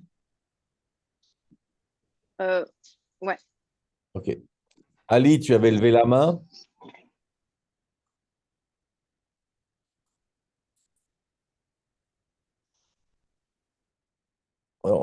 Ali, il n'a toujours pas appris à ouvrir le micro. Ali, il C'est faut... toujours le problème de la rigueur, hein. Vas-y, allez, explique. La première, elle est technique, c'est que la dernière fois, tu as commencé la consultation par essayer de trouver, de détecter le bon présupposé avec le consulté. Et cette fois-ci, j'ai constaté que tu as changé de méthode et que plutôt tu es parti par essayer de trouver plutôt les concepts. Est-ce qu'il y a c'est par intuition que ou à travers la question qu'on te pose, tu fais le choix de partir par un, euh, le concept ou autre atout de la pratique psychologique. Ça, pratique philosophique. Ça, ma première question. Est-ce que je peux poser une deuxième? Attends, on va déjà essayer de traiter ça. Mais je voulais te proposer une analogie. Il n'y a pas longtemps, je regardais la conquête de Constantinople par les Turcs, enfin les Ottomans. Je ne sais pas s'ils étaient encore déjà Ottomans à l'époque. Mais en tout cas, ça a duré très, très longtemps. Et si tu veux, ils essayaient toutes sortes de stratégies, tu vois, pour arriver à... C'était une forteresse qui était très, très solide, hein, et à plusieurs reprises, ils avaient essayé de la conquérir, tu vois, sans succès. Et donc, Mehmet, je pense qu'il s'appelle, ouais, il a essayé beaucoup de stratégies différentes pour trouver où était la faiblesse, tu vois, de la forteresse. Quelque chose d'assez semblable dans la pratique philosophique, c'est un peu un art martial. Il faut trouver où est-ce que c'est que pourrait être, tu vois, la faille, la faiblesse, le point, tu vois, où on pourrait attaquer, parce qu'une certaine manière, il attaque, puisqu'il s'agit de déconstruire hein, le schéma de quelqu'un, il faut trouver. Donc, il n'y a pas de règle. D'ailleurs, quand on fait la formation, on travaille toutes sortes de compétences, la conceptualisation, la problématisation, le questionnement, l'interprétation. Donc là, c'est un peu par expérience, quand tu as une question comme ça, tu vas essayer de voir où est-ce que c'est que tu peux attaquer, où est-ce que c'est que ça peut être porteur, tu vois. Et aujourd'hui, c'était le concept de vacances, parce que justement, le vacances, c'est très intéressant, parce que c'est une absence, la vacance, tu vois, hein, à l'origine, tu vois, par rapport au vide. Et donc, c'était ça, voilà. Mais ce n'est pas étonnant que, selon les différentes consultations, je vais procéder de manière différente, tu vois, hein, voilà. Alors, sans doute, oui, c'est qu'à ce moment-là, tu as quelque chose qui te paraît tu vois, à force de travailler les exercices, tu vois, quelque chose qui te paraît plus porteur, quoi, voilà. Hein. Donc, quelqu'un qui aurait toujours la même stratégie dans la consultation, à mon avis, ça poserait problème, tu vois. Hein. Ça répond à ta question? Oui, c'est-à-dire c'est à force de faire des consultations qu'on parvienne petit à petit à essayer d'avoir cette technique ou cette stratégie qu'on détecte pour lancer. C'est comme n'importe quoi, c'est comme un joueur de tennis, tu vois, il va regarder ce qui se passe en face, et puis il va essayer de jouer en fonction de la personne qui se passe en face, quel est le point faible, sur quoi il peut travailler, tu vois. Hein. Il s'agit quand même de déconstruire une pensée, d'accord? Ma deuxième question, je peux? Vas-y. C'est parce que est-ce qu'il y a une incompatibilité entre le être et le non-être qu'elle est en train de vivre Alors, oui, alors là, le problème, c'était pas entre l'être et le non-être, c'était entre l'être et l'action, tu vois. Donc, quand tu as un concept, tu as toujours différentes manières d'aborder le concept et ses contraires, tu vois. Donc là, c'était plus l'opposition entre être et action qu'entre être et non-être. Et est-ce que le non-être nous impose pas d'être en action pour éviter Non, non. effectivement Non, le non-être, si tu veux, c'est une absence de distinction, tu vois, radicale. On n'a pas travaillé ça, tu vois, on a travaillé l'opposition entre être et action. Hein. Mais une des raisons pour laquelle l'être va très naturellement vers le vide, c'est que l'être, si tu veux, dans sa radicalité, a toujours l'ombre du non-être, tu vois, parce qu'il n'y a pas de prédicat, il n'y a pas de distinction, voilà. Donc l'être bascule toujours non-être, dans le non-être. Mais ce n'était pas ça notre travail ontologique du jour, tu vois. Ça te va? Ouais. Hein? C'est bon? Oh oui, c'est plus clair même. OK. Quelqu'un d'autre? Oui, Marie? Oui, j'avais deux remarques. Déjà, la dualité du mot vacances, qui est donc vacances au sens arrêt de l'activité, mais vacances au sens vide. Et donc, dès dès la question d'Aline, on peut voir cette peur du vide et cette peur de l'ennui, en fait, cette peur du manque, du déracinement finalement, de l'arrachement à soi-même. Je trouve hyper intéressant la réflexion de Leïla sur cette idée que l'ennui laisse place à la créativité, parce que effectivement pour l'ennui et donc cette vacance va laisser place à l'imagination et au libre cours à toute chose en fait, jusqu'à peut-être éventuellement la folie. Donc, j'ai bien aimé ces deux liens. Et pendant la consultation, aussi, j'ai trouvé très parlant l'exemple que tu as pris avec le roi, qu'on occupe à être roi, pour surtout qu'il ne fasse pas face à lui-même. Donc, cette idée justement de ne jamais être vacant, d'être toujours occupé, occupé à être celui qu'on doit être, donc occupé à son rôle. Et donc, dans l'impossibilité de faire face à soi-même, ou dans la retenue de faire face à soi-même, et dans la retenue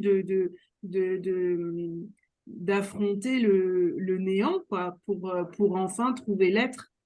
Oui, d'ailleurs, ça l'intéresse, c'est un terme très fort chez Pascal, entre autres qu'il appelle le divertissement, tu vois, hein?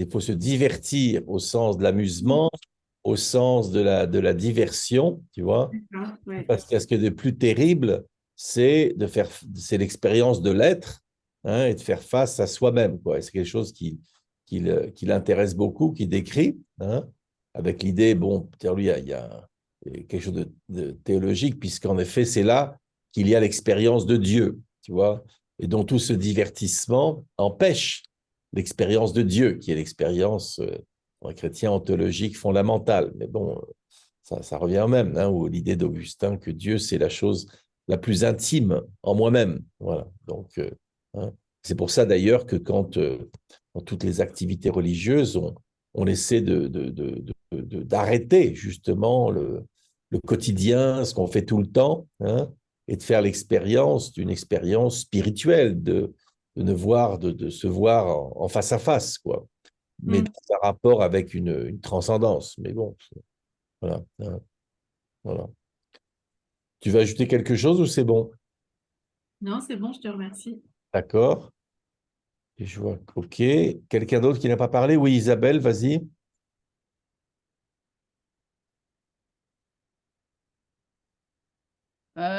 Ouais, j'avoue que j'ai été un peu scotchée dès le début. Quand tu as pris le mot de vacances, tu lui as demandé ce qu'elle entendait par ça, alors qu'en fait, a priori, c'est plutôt du genre du sens commun. Elle a répondu loisir, congé, puis elle a parlé de détente. Et alors là, tout de suite, tu as fait le lien détente et tension, et elle est partie tout de suite dessus. Et c'est là, je me dis, c'est là que j'ai été scotchée dans le sens où, a priori, faire le lien, ça semble pas évident, en fait, quoi.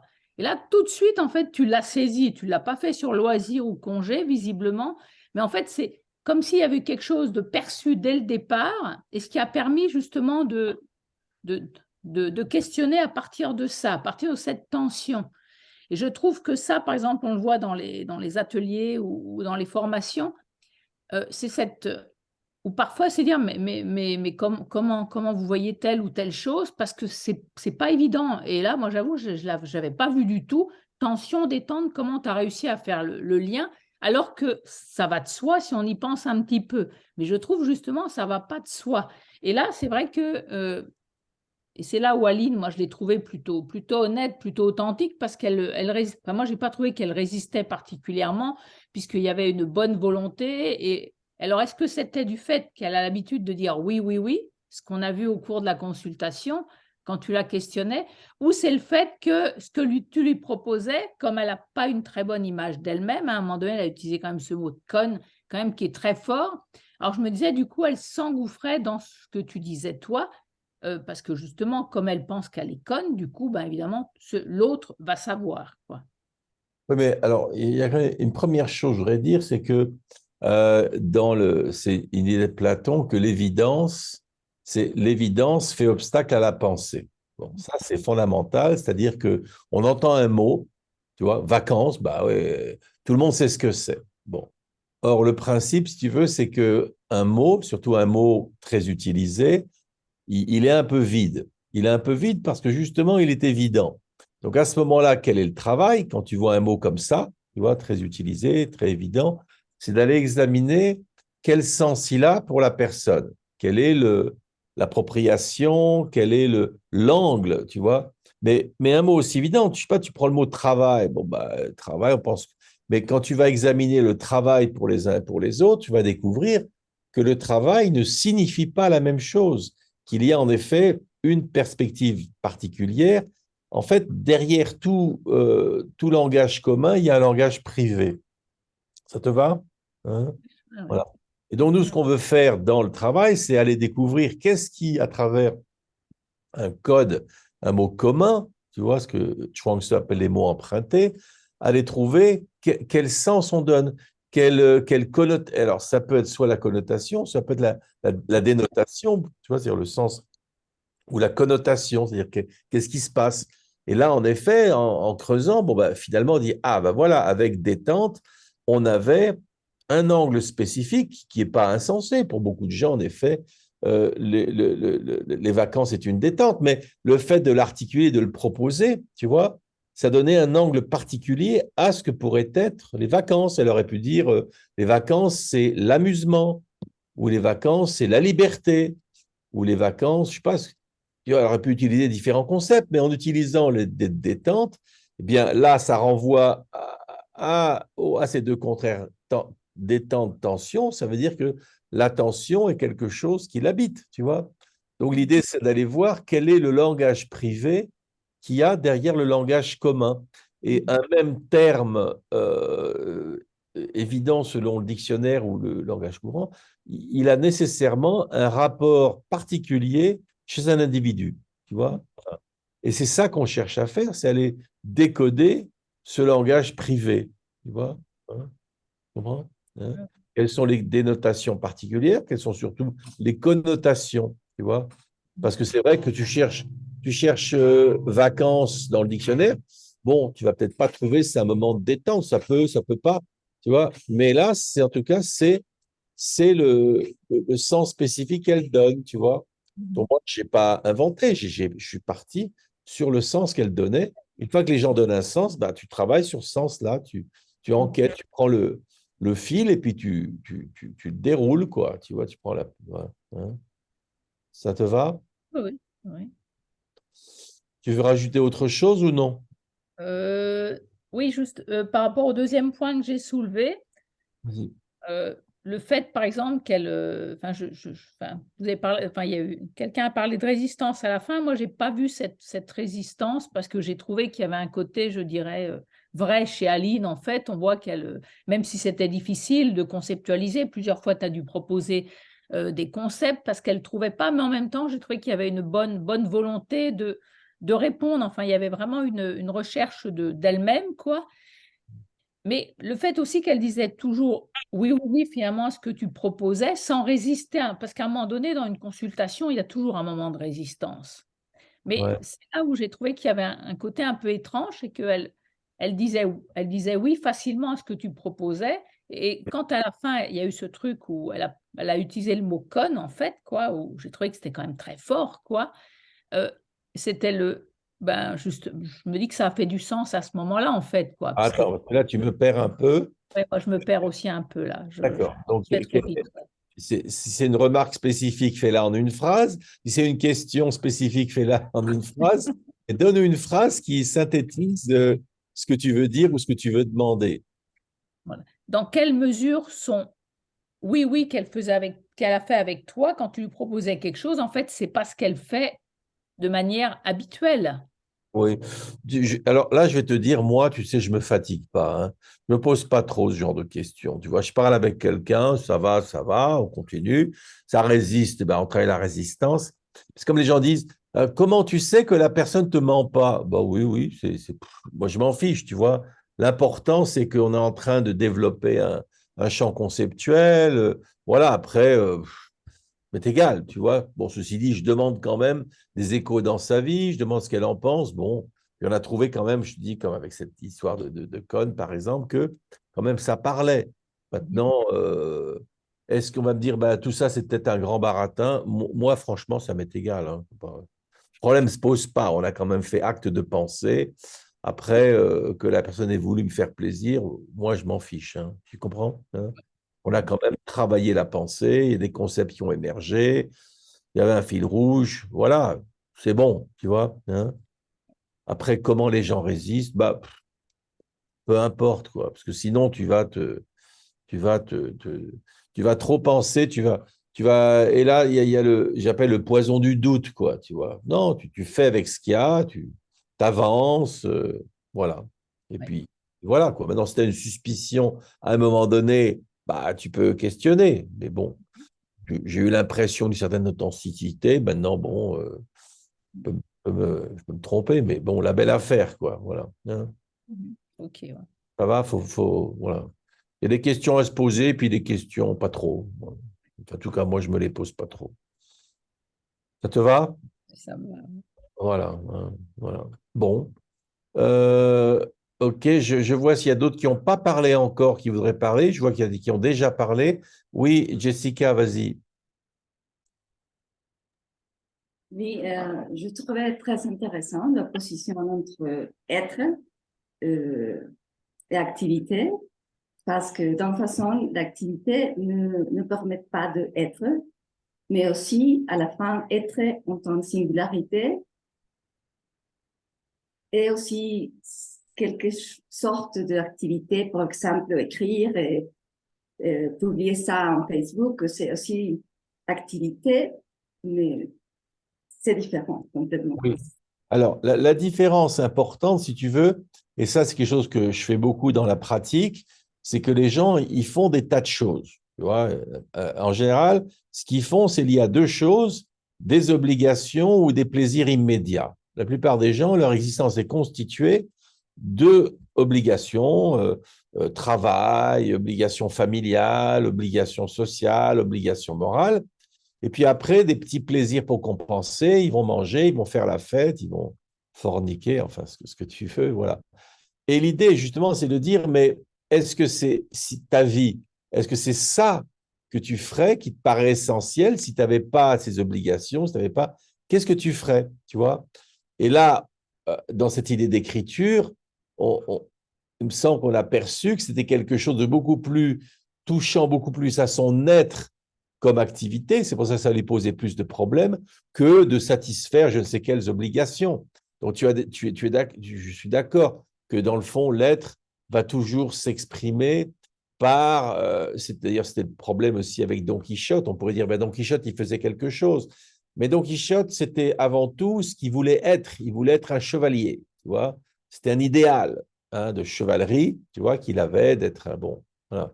Donc, tu as des actions, si tu veux, qui sont beaucoup plus circonstancielles, et puis des actions qui ont plus une dimension ontologique. Voilà. Donc, c'est là qu'il y aurait une différence. Mais je suis d'accord que l'être, même s'il y a une expérience d'être, va toujours se manifester par une certaine forme d'action, si on prend l'action vraiment au sens large. Donc, ben, voilà. Hein. Ça répond à ta question? Voilà. C'est bon? Voilà. Quelqu'un d'autre qui n'a pas encore parlé avant que je redonne aux gens qui ont déjà parlé? Non? Bon. Eh bien, écoute, je vois, il y a Fatima qui a sa petite main virtuelle, là. Qu'est-ce que tu veux nous dire? Je voudrais juste revenir sur cette idée. Déjà, je souligne par rapport à Aline, j'étais assez étonnée qu'elle puisse s'opposer aussi rapidement à faire le mot être. Et là, effectivement, j'ai rien trouvé de stupide. Je trouvais même que c'était plutôt pas mal. Et juste pour revenir à ce faire et à cette idée sublime de la création, comme quoi il faut s'ennuyer pour pouvoir créer. Et je me dis quand même dans le mot création, c'est bien quand même le mot action et que quelque part, est-ce qu'on ne retomberait pas dans un piège, même sous cette aura de création artistique? Voilà. Je crois quand même que Pascal en fait un divertissement. Hein. Il pense que c'est un divertissement que de créer. Oui, mais encore une fois, c'est un peu la même chose que ce que je disais à Jessica. Il faut voir ce qui relève plus d'une dimension ontologique, tu vois. C'est que la création, tu ne rentres pas enfin, dans un schéma préétabli que tu dois satisfaire par des actions. C'est-à-dire, ici, je vais te proposer d'opposer le circonstanciel et l'ontologique. Ça te parle d'opposer le circonstanciel et l'ontologique? Ouais. Hein, voilà. Donc, la plupart des gens, leurs actions ont une dimension circonstancielle, ce que j'appelle créée par les obligations principalement. Tu vois, hein, tu vas au boulot, tu dois faire la cuisine pour ta famille, enfin ce que tu veux. Donc, la création, si tu veux, en général, ça ne relève pas du circonstanciel. Alors, évidemment, tu peux avoir un boulot où tu dois créer, mais en général, la création reste quelque chose, pris au sens strict, où tu dois te singulariser. Une vraie création singularise le créateur. Ça te va? Et Hein, sinon, c'est pas de la création, c'est de la reproduction. D'accord? Hein, tout à fait. Et alors, voilà. la frontière est poreuse avec la folie. Bon. La frontière est poreuse avec la folie. Oui, bah, c'est ce que bon, a développé Léla. Alors après, il y a différentes manières de vivre ça. Léla décrit une manière de vivre ça, et des gens bon, qui le vivent peut-être de manière beaucoup moins dramatique ou tragique ou extatique. Hein. Mais enfin, dans la création, il y a une dimension ontologique qu'il n'y a pas dans l'idée de satisfaire des tâches qui nous sont imposées. Ça te va? Ok, ok. Hein. Maintenant, tu peux avoir la fonction de créateur, certes. Ah, Oui, en effet, mais bon, à ce moment-là, est-ce qu'il crée? Je ne sais pas. Enfin, voilà. Hein. Mais dans l'idée de création, il y a l'idée quand même d'innovation. Ça te va? ouais, et pas de créer l'action. Voilà. Donc, oui, c'est d'action, mais on touche quelque chose de plus ontologique, Mm. personnel. Ça te va? Hein. C'est bon? Oui, Voilà. Alors, je vois que notre temps est épuisé, sauf si quelqu'un qui n'a pas parlé voudrait dire quelque chose. Sinon, les autres, bah, de toute façon, voilà, bon. Bah, donc voilà, bah, écoutez, on va s'arrêter là. Léla, fallait dire quelque chose d'autre ou non? Non, non, il y a personne qui est nouveau, donc D'accord, tout le monde c'est que des connaît. gens qui sont, tout le monde est, ouais. D'accord, très bien. Eh ben, je vous dis à une prochaine. Voilà. Et merci à ma collaboratrice, Aline. Et puis, à une prochaine. Je vous dis au revoir. Et Aline, ce que je te conseille, si tu peux, c'est-à-dire ça peut faire un écrit, c'est de regarder la vidéo, de regarder l'enregistrement et de faire une petite analyse. Ça pourrait être un des premiers textes que tu pourrais mettre sur ton Facebook. Ça te va? Carrément. Carrément, carrément. Allez, bien, allez, à la prochaine. Au revoir. Au revoir. merci beaucoup. Au revoir.